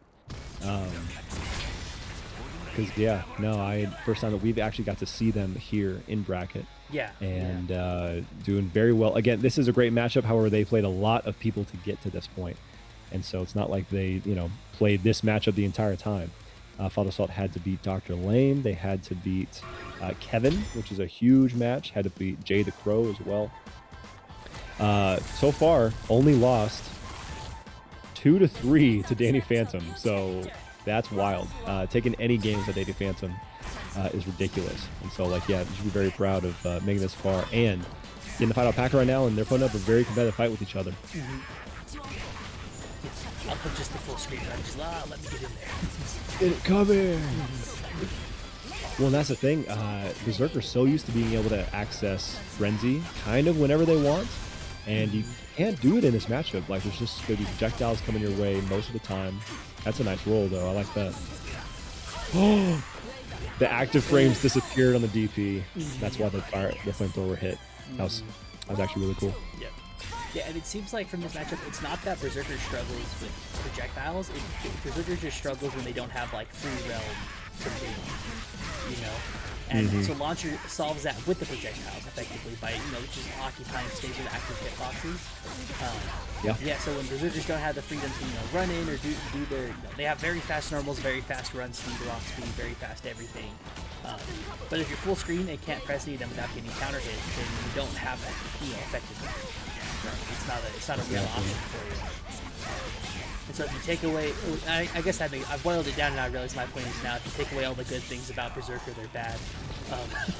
So it's much less of an interesting point when you put it like that, but I thought I was onto something for a second there. You know what? I appreciated it. I appreciate the perspective. Yeah, I for sure liked it. Yeah, because I thought they were just weak to projectiles, but no. Yeah, Void said Zerker is a mid tier without Frenzy. That's understandable. And I could see that, yeah. I mean, for sure. Because, Frenzy is really what allows them to access conversion all the time. And so, you really need Frenzy. Which, if you're on offensive like this, you get access to it, Ooh, like this. Actually, Alpaca is making a phenomenal adjustment. This could be so much damage. There's a drop. Okay. Father Salt, he should not use conversion. He should let all this health come back. That looks like exactly what his plan is. Oh, he used it there. Okay, still though. Because what some of his plan is. Yeah, some of this plan is half and half. I like it. Yep, he just catches with the flamethrower. man, that's heartbreaking for Alpaca because he was in charge completely. Like there was a drop, there was just a missed opportunity, man. I feel, man, because I know him, right? Because we worked with him a bunch of times. Yeah, that I just feel especially tough because that has to be just eating him up. However, played a great set, played a great tournament. Did lose to, yes, Berserker's worst matchup in the game. Alpaca in chat saying, "Damn, I suck." No, that's definitely not true, my friend. You're very good. Right. That is the only incorrect thing to take away from that game. Is that Yeah. you suck. That Yeah. is not the case. That is. Might want to bring in the fact that, Alpaca has a newborn baby, as well as trying to stay competitive and is staying competitive in DNF. Plus, is fighting the worst matchup, for Berserker in the game. And so, a lot of factors going in there, much more than than simply Alpaca's talent. Because very solid player, excited to see him again next week if they're available. Ooh.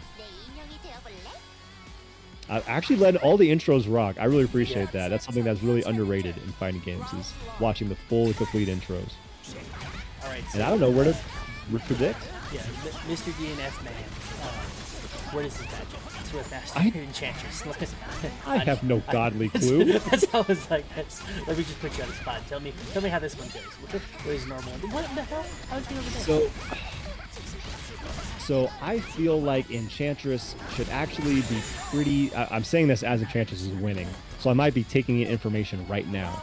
I do feel like Ifrit, I would say, might have the leg up. I think that...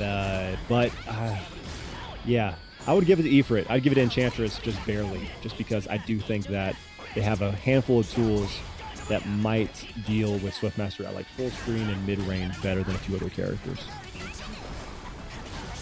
That's my hot take based on the last round as well as, I've seen so few of these characters, especially post-patch. Swiftmaster post-patch, I've seen almost none next to tonight's tournament.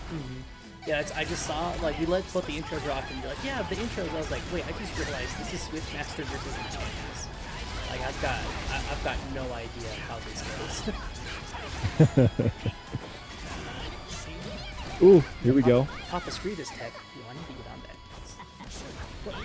Oh, that was the roll. I was like, Swiftmaster can run through people? He's just playing melee? Hold on. Ooh, the DP. Both of these characters do have a vacuum DP, and so, however, Enchantress's is unique because it's around the teddy bear instead of herself. And so sometimes that's a buff, right? Sometimes that's actually really useful. Sometimes it's not as useful. Curious to see if we'll see, one of those situations I can point out as an example. Okay. Oh, there's a block DP. This could be some good damage here in the corner. And again, we talked about earlier multiple times, these characters tied for lowest health in the game currently. And so any hit they get is going to really, really hurt. And it is funny to think when they're up against each other, right? So it's effectively they're not a low health character, kind of. It's not as big of a detriment because the other character has the same amount of health. But obviously the combos are still going to hit that bad. But at least you're on fairly equal playing terms, or an equal playing field. Yeah, that's a fair point. But that being said, that's an 80% combo. No one likes that. It doesn't matter if they have the same health as you if you just lost 80% of it, right? Right. That's less good. Oof. Well, and yeah, part of the reason why I would say Enchantress, I don't necessarily think that the tools Enchantress has, that should have been it. There was a missed input, but he ran out of meter is what it was.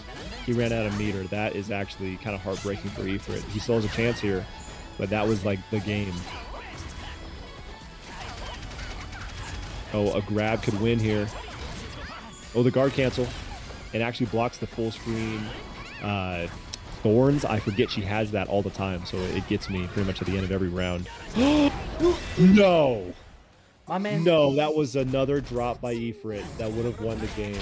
My man's ran up full screen, just two-tapped the teddy bear, and then just stood still. That was wild. He just pieced up a teddy bear real quick and then held block. That was insane. Oh, Ifrit, that's crazy. All right, that's absolutely nuts, man. All right, let's see if they can reel it back in. That was definitely, very much could have been Ifrit's game, right? Right. Could have been for them, and just kind of some spaghetti there at the end. drop it, so they can just reel it back in, take a sip of your water, take a drink, whatever it is that you're doing there. Take a deep breath and get back in the game. And they're doing an excellent job at it so far. Yeah, definitely. Yep. Yeah. Definitely, I say as the last hit. That's I was asking it, and I was like, I'm pretty confident now, but I don't know how many of these fireballs you get. Yeah. Ooh, okay, pulls him in. Well, and I would say too, I love that she's like walking backwards but still being pulled forward by the ball. That's so cool. Like Swiftmaster, even though I say that we haven't seen a ton post patch, like me personally in this tournament, like everyone has played Swiftmaster. This character was all over the game in the first like few months, but Enchantress since day one, there's only been a few. And so like that might be something that Tensu may not have played a bunch of Enchantresses. So that's another, I think, advantage that Ifrit does have here. Which, by the way, just noticed, Ifrit's got the PR tag. And so like, awesome. We have now Decker and Danny Phantom and Ifrit, as well as probably other players. But that's the three I can think of right now with the PR tag attached to their name. So and I think they all played. I saw someone talking about it, but I didn't see the in-game tags for the PR. Because I want to say Jay the Crow, because they're also on NOS or NOS. Oh. That's the team DaniPhantom is on. Am I mixing up my tags? I thought I saw that at some point. I think DaniPhantom's also on NOS or NOS, whatever it is.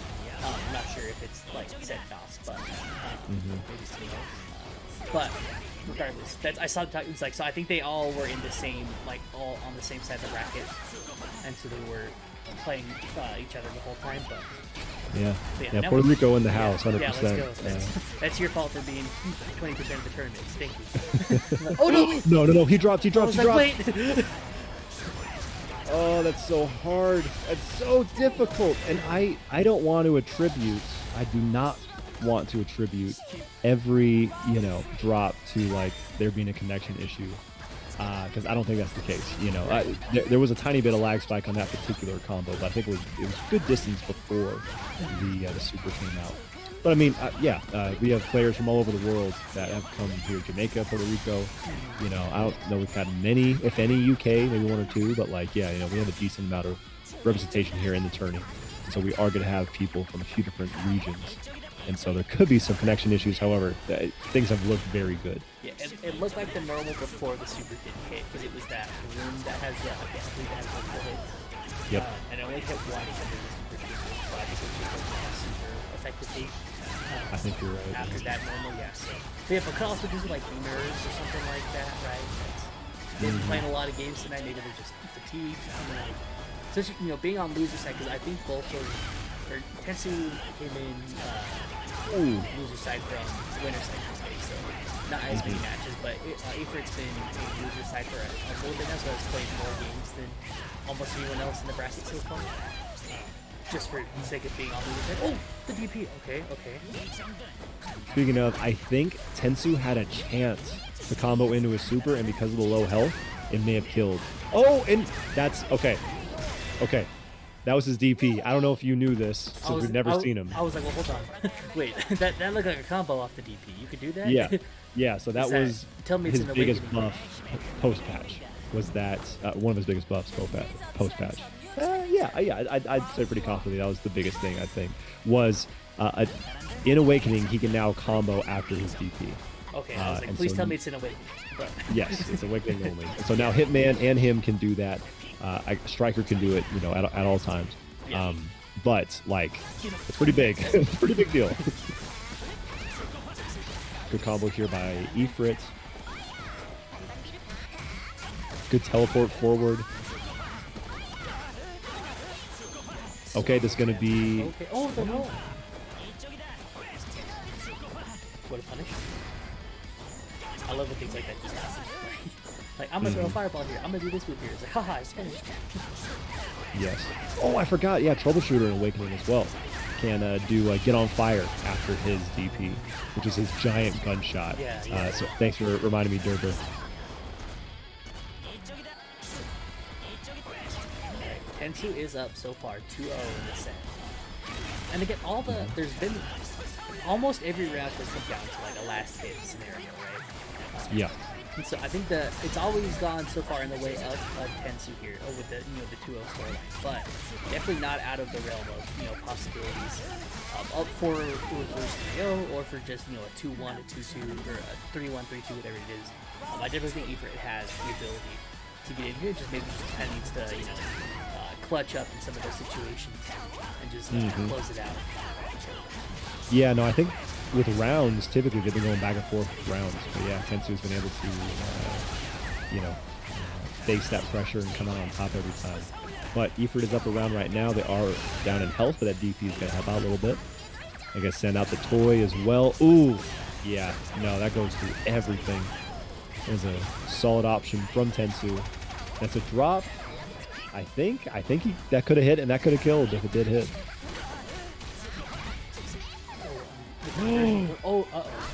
Here we go. Here we go. Here's the mad business. Dude, that's game. That's game. No! You blocked the DP. I was like, please, please, please. Hit him, hit him. Swiftmaster DP is not safe in Awakening, right? Swiftmaster DP. Well, yeah, it sounds like Orb. Dirter said specifically Orb is the move they can go into. Right. And I saw them do that a couple times, but is that punishable or is it? It looked like it was, because you have to throw out the orb and then you can activate the orb, but that's another step. That's another move, right? So, yeah. Yeah, because I saw them do it earlier in the set, and Ifrit didn't punish it, but I was like, wait, I don't know if that's like a move, or like if they have follow-ups the same way as Striker with the orb there. Yeah, Swiftmaster DP is safe only if he has conversion. So he could DP, go into orb at conversion immediately. Oh, right. Then you can convert the orb, rather than, because you can't convert the DP. I assume that you can't even with the changes. I assume that you can't. Yeah, you'd have to do something else first, but that would be practically instant. So, ooh, DP there. DP, yeah. Big hitbox on the DP too. It's like I don't want to deal with what side you're on. Just hold this. This should be a good amount of damage, or at least into a setup. Yeah, there's a setup. Okay. Nice DP. Let's see how much damage he can get off of this. I've yet to see a full damage combo after DP, so I'm curious what the damage is. Not bad. Just ended there with the little wind setup, the wind bar setup. Okay. Uh-oh, that's it. Yep, that is the round. Alright, match point again for Tensu now.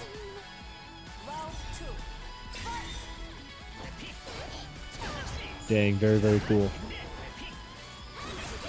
Oh. I always forget she has that move. It's a fantastic... Yeah, look at that. Look at that. It is literally full screen. And it's not a ridiculous amount of damage, but it just disrupts pretty much anything that you want to get going from full screen. So... Oh, okay, here we go. Uppercut. Uppercut. Shoryuken! Just keep it going. That's a Mortal Kombat combo, dude. That's just crouching one in the corner 18 times. Hear the opponent go, and then you hit him with the Sub-Zero. And now it's a 50-50. You hit him 13 times in the corner, and then a combo ends into a free guess for 50-50. Oh, I love it. I didn't even play Grandmaster in MKX. I played Cryomancer just because it was fun. Really? But Grandmaster was the good one, so yeah, I should. Ooh! Hey, and customs are legal now too, so that's... Yeah. Whichever one you want. Oh! Oh no! Okay, I don't think a drop is coming from Tensu. I think he's got this. I think Dave got this. You did do any of these. Save your super. Okay, we don't even need it. Word. Okay. I was like, you could have hit super 6 interactions ago. Or 6 buttons of this combo ago. And none of us would be worried anymore. Nope, nope, not at all. But good stuff there by Tensu. 3-1 over Ifrit. Yeah, that was a long set and a back and forth set. Assault, we got to see their match up against Alpaca. And yeah, this is a very different matchup. I think that Swiftmaster, simply based on the fact that Swiftmaster has that almost full screen, charge punch, I think this is a pretty good, manageable matchup for Swiftmaster. We'll see how this goes. One matchup that, again, I am not familiar with almost at all. I was gonna hit you with the "Hey, Mr. DNF" again on this one for the Swiftmaster Enchantress, and that's like, what are your thoughts on the Swiftmaster launcher? Just because my entire YouTube channel is like DNF. the foundation of it is DNF doesn't mean I know everything. Especially our chat is always helping out with information, which we appreciate, and thank you guys a lot for doing that. But yeah, I think Father Salt, right? Father Salt is higher here in the rankings. I think that Swiftmaster though does have the tools to handle this matchup. It just depends on the individual players, I think. Oh, that was beautiful. Since her guard cancel goes low, he actually was airborne and is able to stay on top of it and then get a combo afterwards. Not a lot of damage, but a very cool interaction.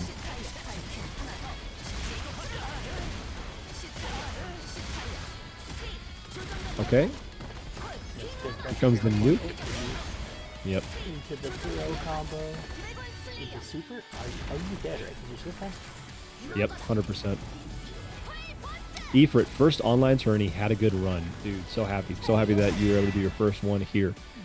I know a lot of places region lock, and that kind of sucks for people who aren't, local to the U.S. Because that's where a lot of the tournaments happen online. But glad that you're able to be here, have a good time, walk away, with a pretty good placement as well. Yeah. And hopefully you show up next time again. Yeah. Hit that immediately? Definitely not that. Yeah, and of course we've always got, every Monday we've got another one of these. They're always free, so it's like you might as well just, get back in, enter again. It's awesome having you out, and you just need to get back in, get some practice against everyone here, and come back next week. Mm-hmm. That is the coolest part, at least for me, for just seeing like the community grow, like community that was there, and then you introduce, me to it, and now everyone has. It's fun to give everyone like another reason. I don't know. Yo, so many interactions, man.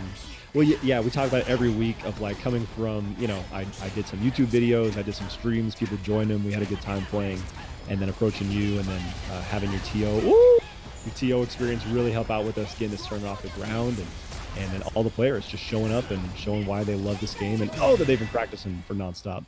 That was a great last round, by the way. That was a really back and forth interaction. I will say this, so while I think Troubleshooter can do well in this matchup, it's likely that Father Salt has played against more Troubleshooters than Tensu has played against launchers, right? Like, launcher is definitely a less common character, right? Since the beginning of this game. And so, I think it's going to come down to the matchup experience. And so Father Salt, I think, from a player's perspective, has the advantage. But I do definitely think that Swiftmaster still has the tools to do well in this matchup if the right reads are made. Yeah, it definitely, none of the rounds have seemed like just a dominant advantage, right? Like, you're definitely kind of taking turns on the steering wheel, as it were, kind of running the flow of the match. Whoever is able to, that was a very, all that was Swiftmaster's turn, and now Launcher's got their opening. Let's see what Father Salt and Launcher did. Oh, the jump back double. Ooh, that was nice. This is why we match TP. I thought that was a combo, and it was not. Your that's legs, your ankles, brother. Oh, that'd be I'm always nervous that it's not going to have the range. I'm always nervous about that, but it always does. And here's why I'm nervous about it, because Vanguard's super is also like an OTG move. It goes directly on him. It doesn't go in front at all. It goes on him and the tiniest bit above him, right? Whereas launchers, she actually puts her giant gun in front of her like a good super should. And so I'm always nervous it's not gonna hit, but it does every time. And so I'm glad we get to see it. We don't get to see launcher super often at all. Now Tensu is gonna put Father Salt back into Awakening, or pretty close to it at least.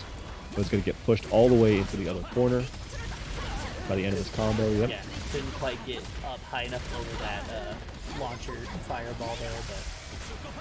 Ooh! And that's where the matchup knowledge is really going to come into play, are these nuke setups. Because, when are you going to jump? When are you going to get grabbed and get hit by the nuke? When are you going to use your DP and... Okay, combo afterwards to get the kill. Oh, I was like, please, don't. All the chances are gone. You've used them up. Yeah, he did a side switch. Like he rolled and then like ran back. Like I am in any game, I am always too nervous to side switch. You know, like Dragon Ball Fighters is an example of like I just never learned. I was like, I refuse. That's a delay for a second in my combo because I could drop it and I'm dead. You know what I mean? Like these guys impress me with how willing they are to go for a roll, you know, sprint through, be ready to get the side switch combo when the super is there just to use. You know? Ooh. Uh-oh. Okay, Tensu. Oh, what? Okay. You can do that? I guess. I didn't know that. I guess the new sky. Yeah, so she calls it from the sky, but if it tracks, it like followed Swiftmaster under her to go to the other direction. I've never seen that, and that actually was like hella cool. Okay, this should be the kill. I think Tensu should get the game here as long as he does not drop. They're going to be very close here. Yeah, just don't drop. There we go. I haven't seen this super in a while. We might have seen it tonight and I missed it, but I don't. I've never seen this super. The one-inch punch at the end just... Yeah, that's sick. Alright, 1-1. I like it. I like it. No, that was a good game by those guys.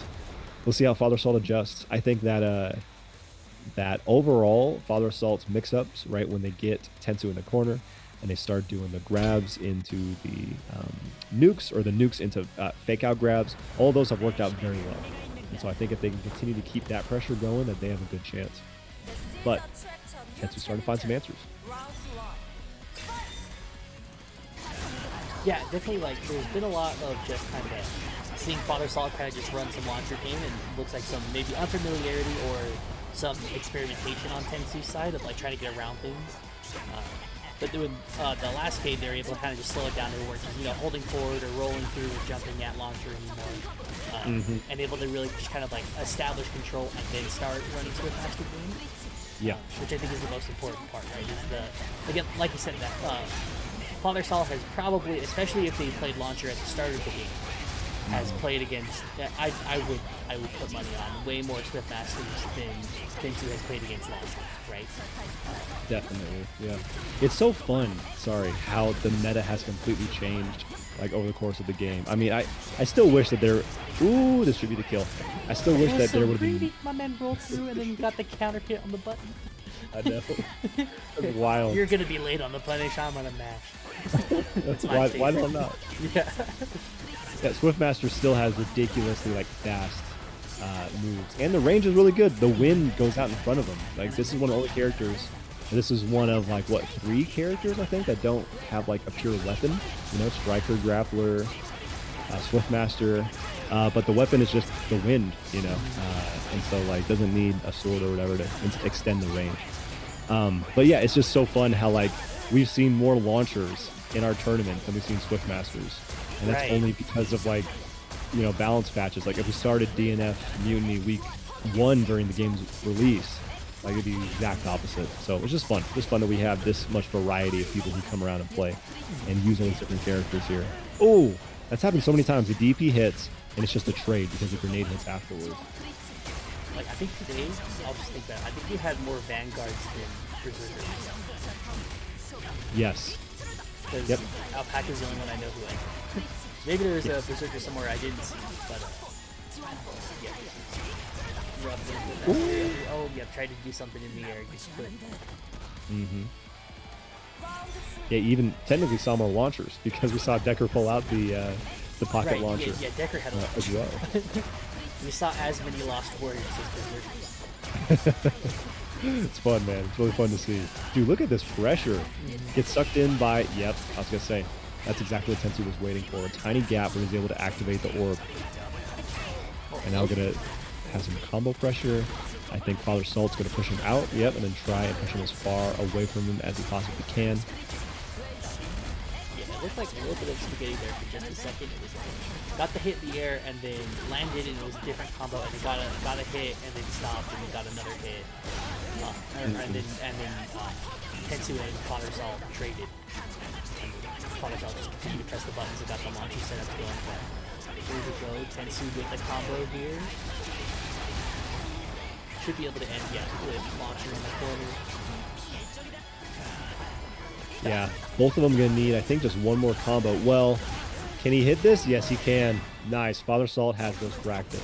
And he still had another hit on the end, just in case he needed it. I love it. The BM for later, but I don't know. So Tensu ended that combo and like double backdash, or like did the air movement, like some sort of forward punch into a backdash. And I don't know if I agree with that against a launcher, right? Like, yeah. Even like Swiftmaster has a range they want to work at, right? But that range they want to work at is definitely within the range that launcher wants to work at. And I think Swiftmaster up close is going to be better than launcher just by the value of the speed of their normals, their walk speed, right? Yes, I don't love the walking back there either, right? Like, yeah, I mean, I feel like as Swiftmaster, because I talked about, you know, the giant like tornado punch, right? Like it's slower, so yeah, that right there, it's slower than a lot of these moves. You kind of have to like pick your moments with it. However, that orb is good because that pulls launcher closer to you no matter what. And so even if you just kind of sit there and block, like look for a roll perhaps, I think the orb is actually, and Tensu's used it a few times, what they should continue to go for to keep them close. Because while I think Swiftmaster is good from mid-screen, full screen against most characters, that definitely is not the case here in this matchup. Right, and they may have good options full screen, but launcher will have better options at that distance. Yep. You know, and so let's just not put them. Or if you're gonna walk back, put the orb out so it's disrupting what launcher is doing. Perfect gameplay by Father Salt there. They got Tensu very, very close to guard break, and then stayed away to where Tensu couldn't guard cancel to get himself out of there. There's attempts, but it came out as conversion because Father Salt left a little gap in their pressure. And so yeah, great option by Father Salt to put himself on set point. What a challenge. Oh! That was interesting. Like, jumped up, did move, got hit by the tornado, but then Tensu was like, well, I can't combo because there's a missile.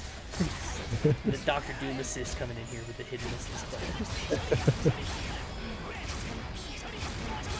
He's like, I have no idea what's in that bomb. I really do not want to get touched by that. No, thank you. I'm literally punching people with air, and this is an actual missile.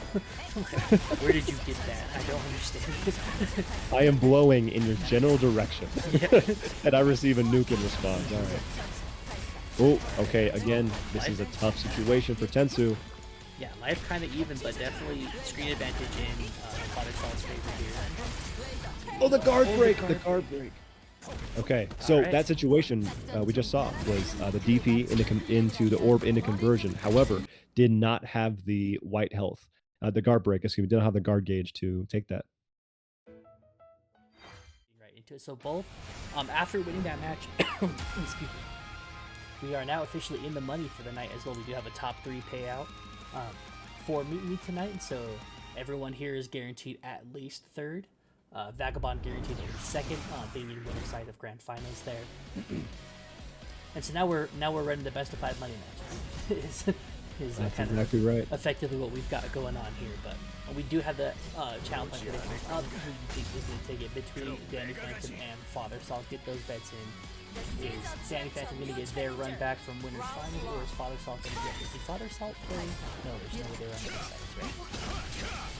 In my heart, I want to say Father Salt played Vagabond today, but I don't think that would have been possible.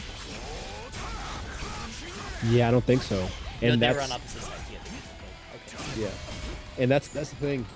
We talked about Berserker being a very bad matchup for Berserker against Launcher. The same is equally true, pretty much for Launcher versus Crusader. That is also a very bad matchup. So if Father Salt is able to get the win, they will have to face a ridiculous matchup afterwards. However, DaniPhantom is going to do their best to get in the grand finals and get the run back, because their match they had a few matches that were very close to Vagabond. So yeah, we'll see what happens here. Right now, Father Salt is in the lead. DaniPhantom puts himself into Awakening, meaning that he both has the super move as well as a damage buff, a guard gauge damage buff, more chip damage. Good guard cancel there, just wants none of that. Oh, the jumpy. I think is that jump? That Yes. It's a great move. I think you're dead, right? So dead. He doesn't need to do this. I was like, Like that was a real flashy combo. That's because I looked up, like, oh, they can just super that. Like you did two of the jump air, whatever button that was, the little flashy signal. Yeah, that's one of his best new options is that the jump MS is dash cancelable like the second you touch the ground, and so you can get like you can get as many in a row essentially as meter that you have. And so DaniPhantom got like 3 particularly, and so and again that was actually perfect. He was able to roll through the grenade after the behead to not get not have his combo broken up by the grenade. I love how aggressive Danny's playing with all this too. He's like, not like this whole round took what is that? 80%, 85% of Father Salt's life off of just holding forward, running and doing combos, yeah, I don't care about your missile at all. Bop. Yep. Didn't even hit him.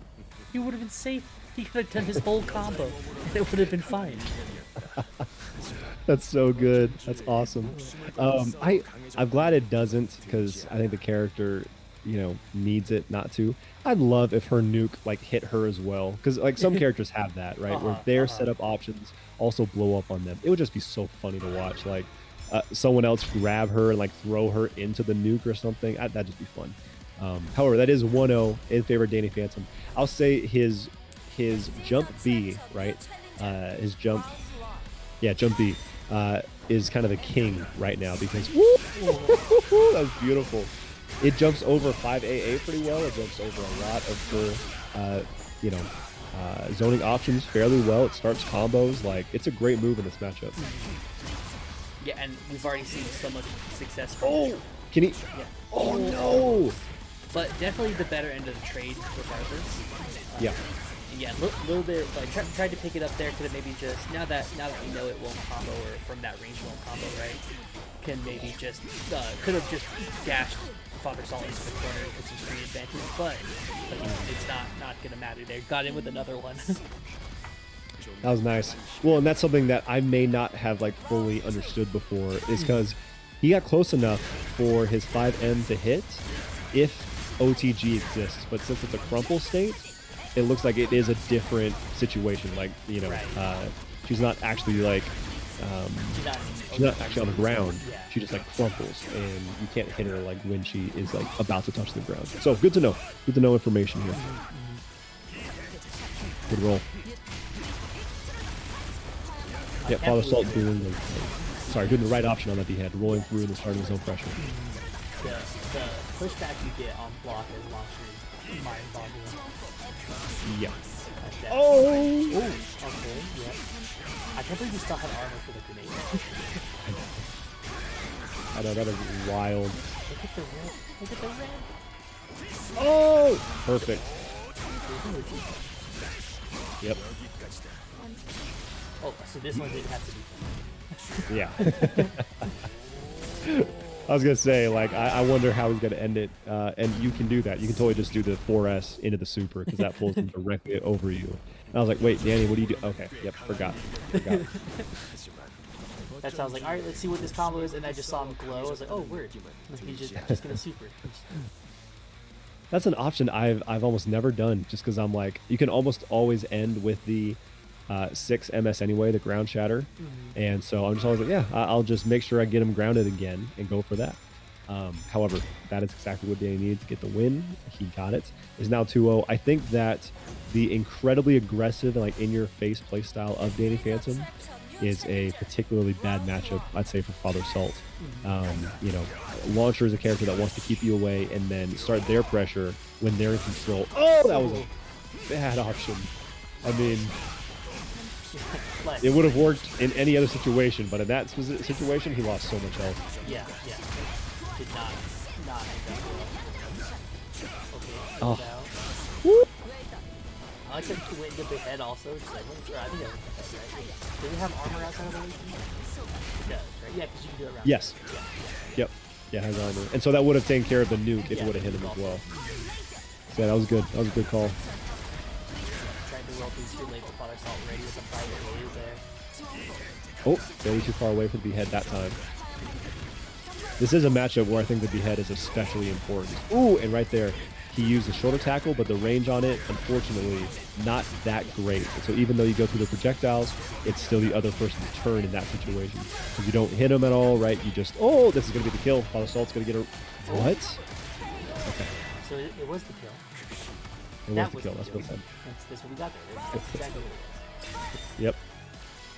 Yeah, Basu said earlier, like, you know, take a shot for how many beheads you see. We didn't see that many in that set. This is the set to do it because, yeah, it's a good tool. Woo! In this set specifically.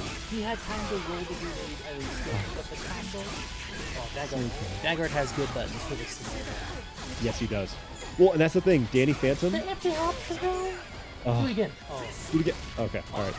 Yeah. Like, Fair enough. Behead's a damn good move. But Danny Phantom had to know exactly what to do in that situation. He's like, cool, I'll behead, and then I will roll immediately, and then I'll run up and do my combo, right? Like, it's not mindless, right? Like, he was aware and ready exactly what he needed to do. That's the death. Yeah, exactly, yeah. Because in a lot of these instances, depending on what you're trading with against the launcher, it might just be just flat out in your favor. Even if the moves that hit each other, like, you take more damage. But like in that instance, like I think Danny took more damage to Father Salt with what they traded there. But then he was able to just stop launcher from doing any of this and close space. And then did a Randy gnarly dash up. I think that was the Earth Shatter, right? The big downswing, the 600. Yes. Yep, it was. He was like, cool trade. He just dropped it on him. That's one of his best. If you have conversion, which that's something else. The mark of a true good player is knowing that you have conversion and like being ready for it.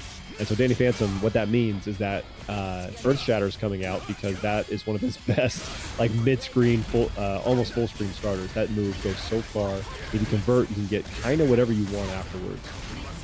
Dude, Patience by Father Salt. I can't believe he did not get hit and get killed there. And now he's actually setting himself up for a decent situation. Very bold to roll through that, go through the flank and press that button. Worked out, okay. Ooh. Yeah, can't disregard that. Okay. Father Salt 1 hit away from getting a game. Yep. It's in all of his meter, but that's okay.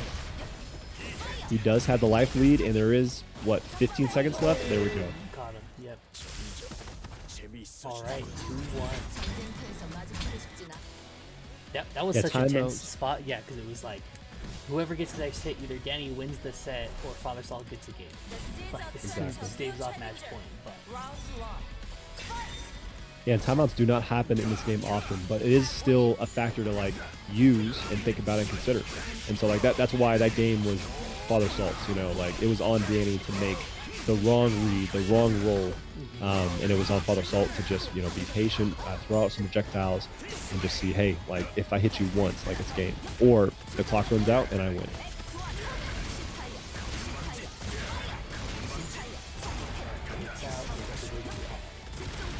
Has been caught by that, yeah. He's just been rolling, you know, the long projectile, and Father Salt is always ready for it with the little 5AA. That's the worst thing, is like if you roll the wrong one, you get 5AA, you get it twice, now you're full stream again. It's like, well, did we learn?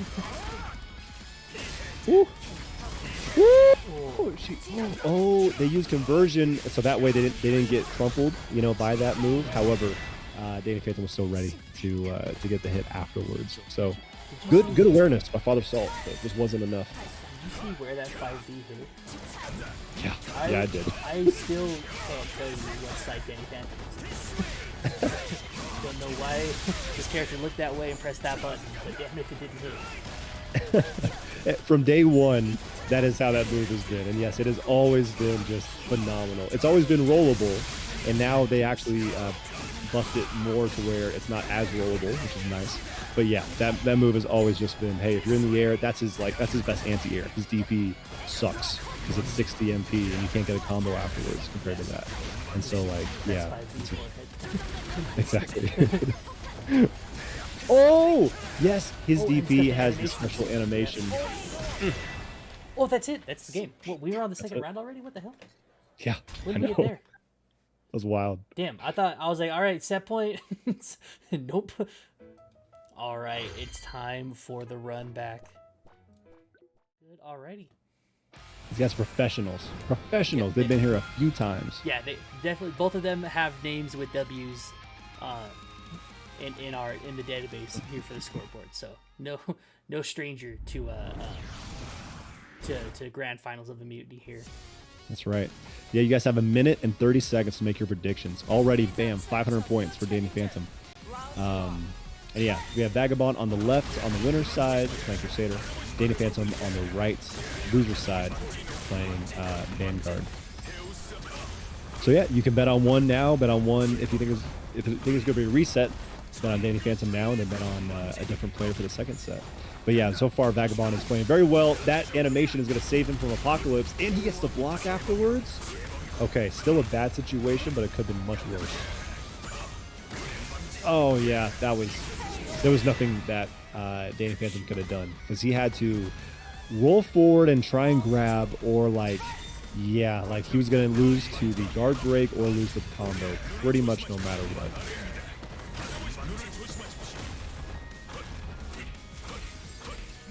A lot of channel points on the line here.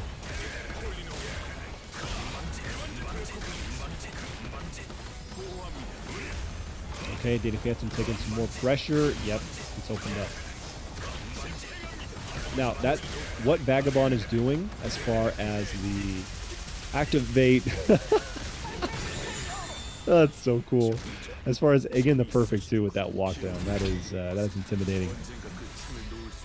Getting the, the buff, right, the holy state, and then throwing down the hammers with the lightning. Like, that's been day one Crusader stuff. The key is mixing it up, like doing 2 to 3 in a row and then walking forward, so baiting out the rolls, right? Or 2, 3, walk forward, do another one. Oh, there's going to be huge damage. All right, Danny Phantom is going to make this hurt just about as hard as any Vanguard can. That was Vagabond first. Yes, it was. I just heard I looked right over just at Vagabond holding forward. I was like, oh, yeah, I love it. Holding forward in the Apocalypse, that used to be like a combo breaker. Gotta be. That's so cool. Ooh. Okay. Okay. Danny Phantom lost so much life. So much life. Like, well, and he got so much meter for converting it back. Like, that was wild. So he tried to go for behead twice and then try to convert. I think after behead hit, but before he lost his invincibility, that frame is very small. And so that's why you saw that happen 2 times in a row. Right now, getting damaged quite a bit by Vagabond. This is definitely Vagabond's game. I can't believe he was fast enough to press that. The air spear into land, and he still beat Danny Phantom's roll into buttons. Insane. Good tech. Oh, the tech did have armor though, so yeah. Okay. Unsleepably. Okay, I gotta call that out. So, what Danny Phantom tried to do was actually a fantastic answer. His 4 MS now has upper body invincibility, but it comes out slow. And it does multiple hits, and so he was going to try and break the armor and prevent himself from getting hit by the jump hammer. Unfortunately, the jump hammer hits you so low because that move is huge, right? Like that hits you as like a mid if we were talking other fighting game terms, right? Okay, he broke the armor. This is big. He has to stay on top of him. Okay, Danny Phantom's going to get a free combo here, whatever he wants. So much here. Gonna be able to get the life in this combo here too. Maybe a little bit of the setup in the corner.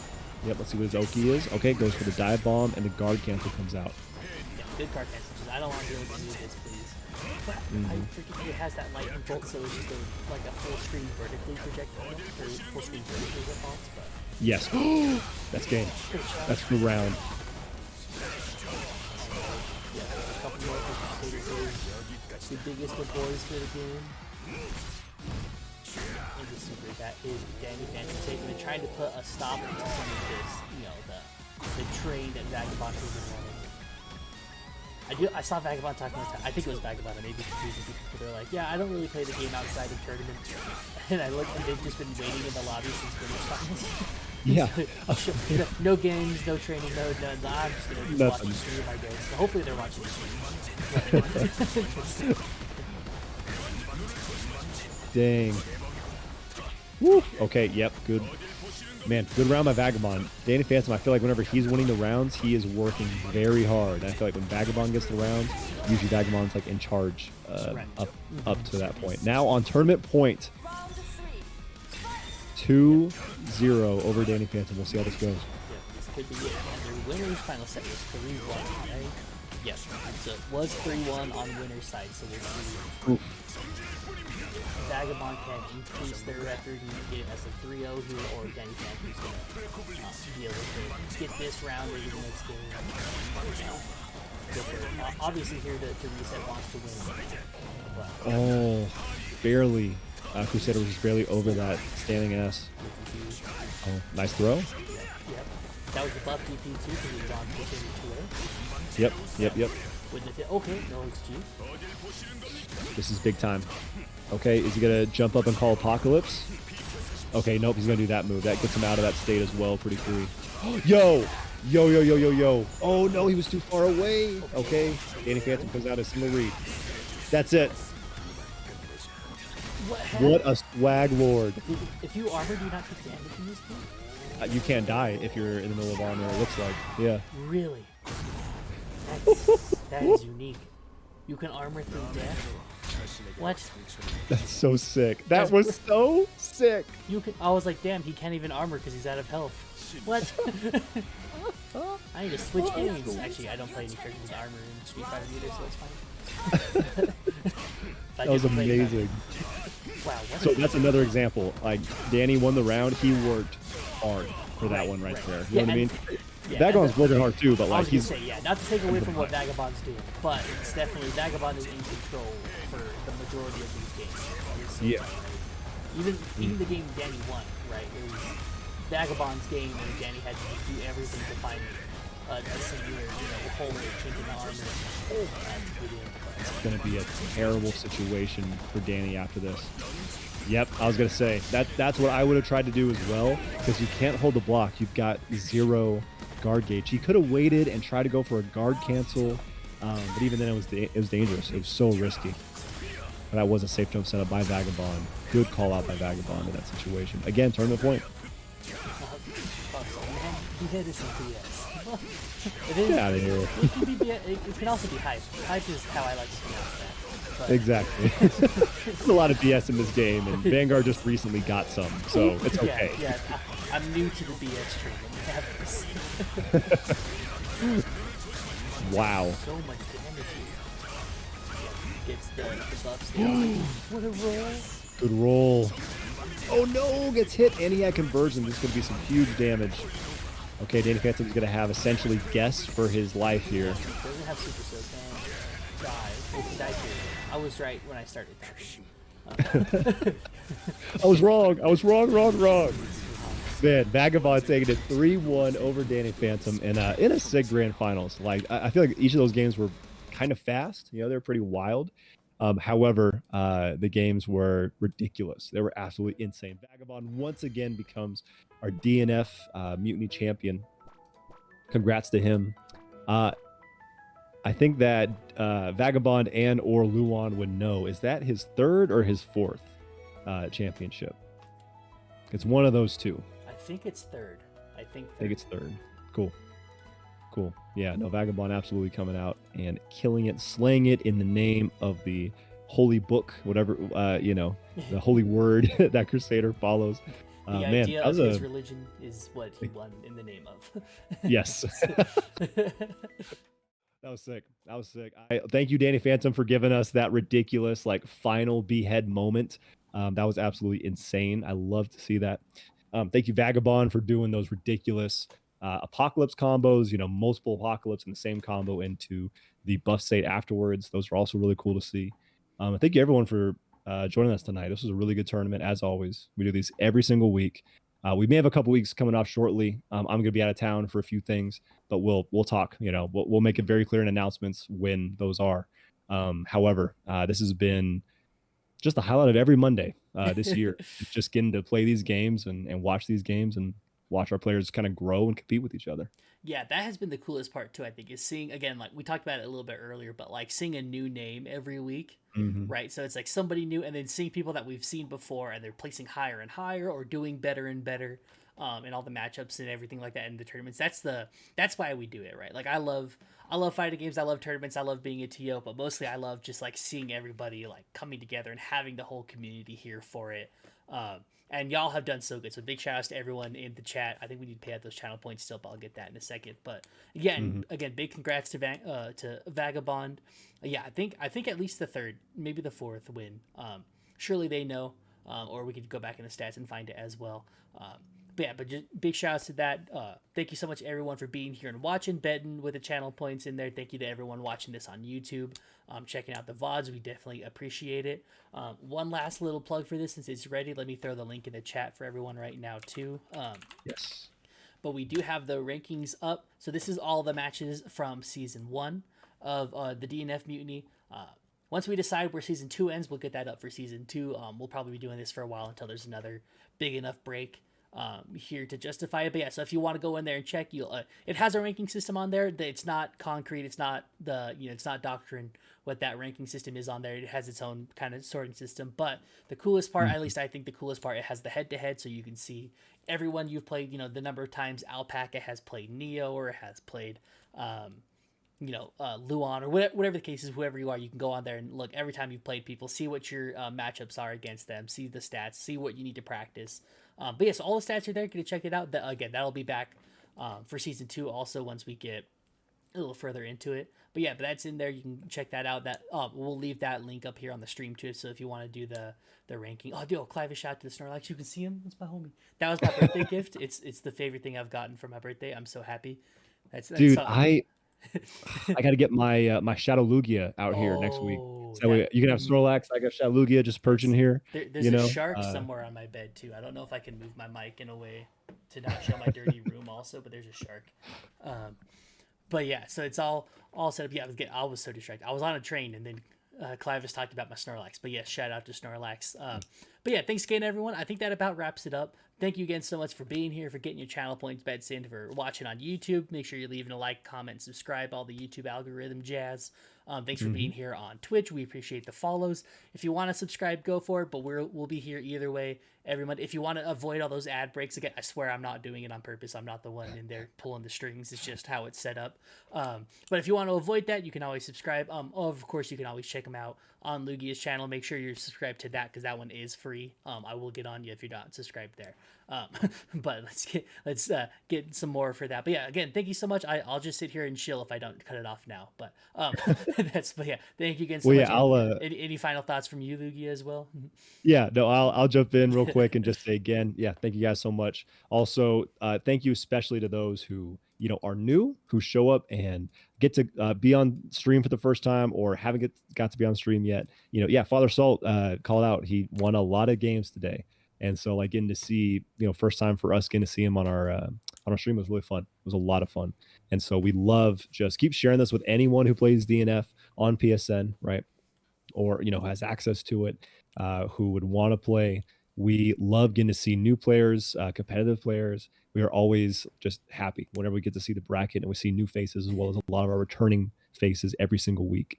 And give Sake a follow, give me a subscribe on YouTube. Yes, both of those are free options, so there's no ill intent. Yeah, no guilt. But just if you want to help, we don't have to feel bad. Do that one. Yeah.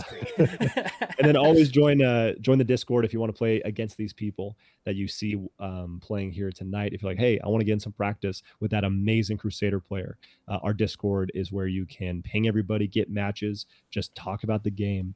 And it has consistently grown week by week by week. And so, that's going to do it for me. I think this has been a great night tonight. Can't wait for next Monday. Again, if you want to see Sake host a Strive tournament, he does that tomorrow, 7 p.m. Mountain Standard Time. So come by and check that out.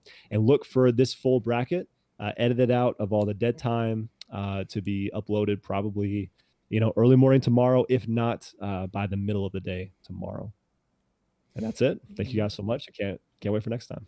Perfect. Yeah. Thank you so much, everyone. Goodbye. And see you next Monday, the best day of the week or best evening of the week. We got that. But all right. Peace out, everybody.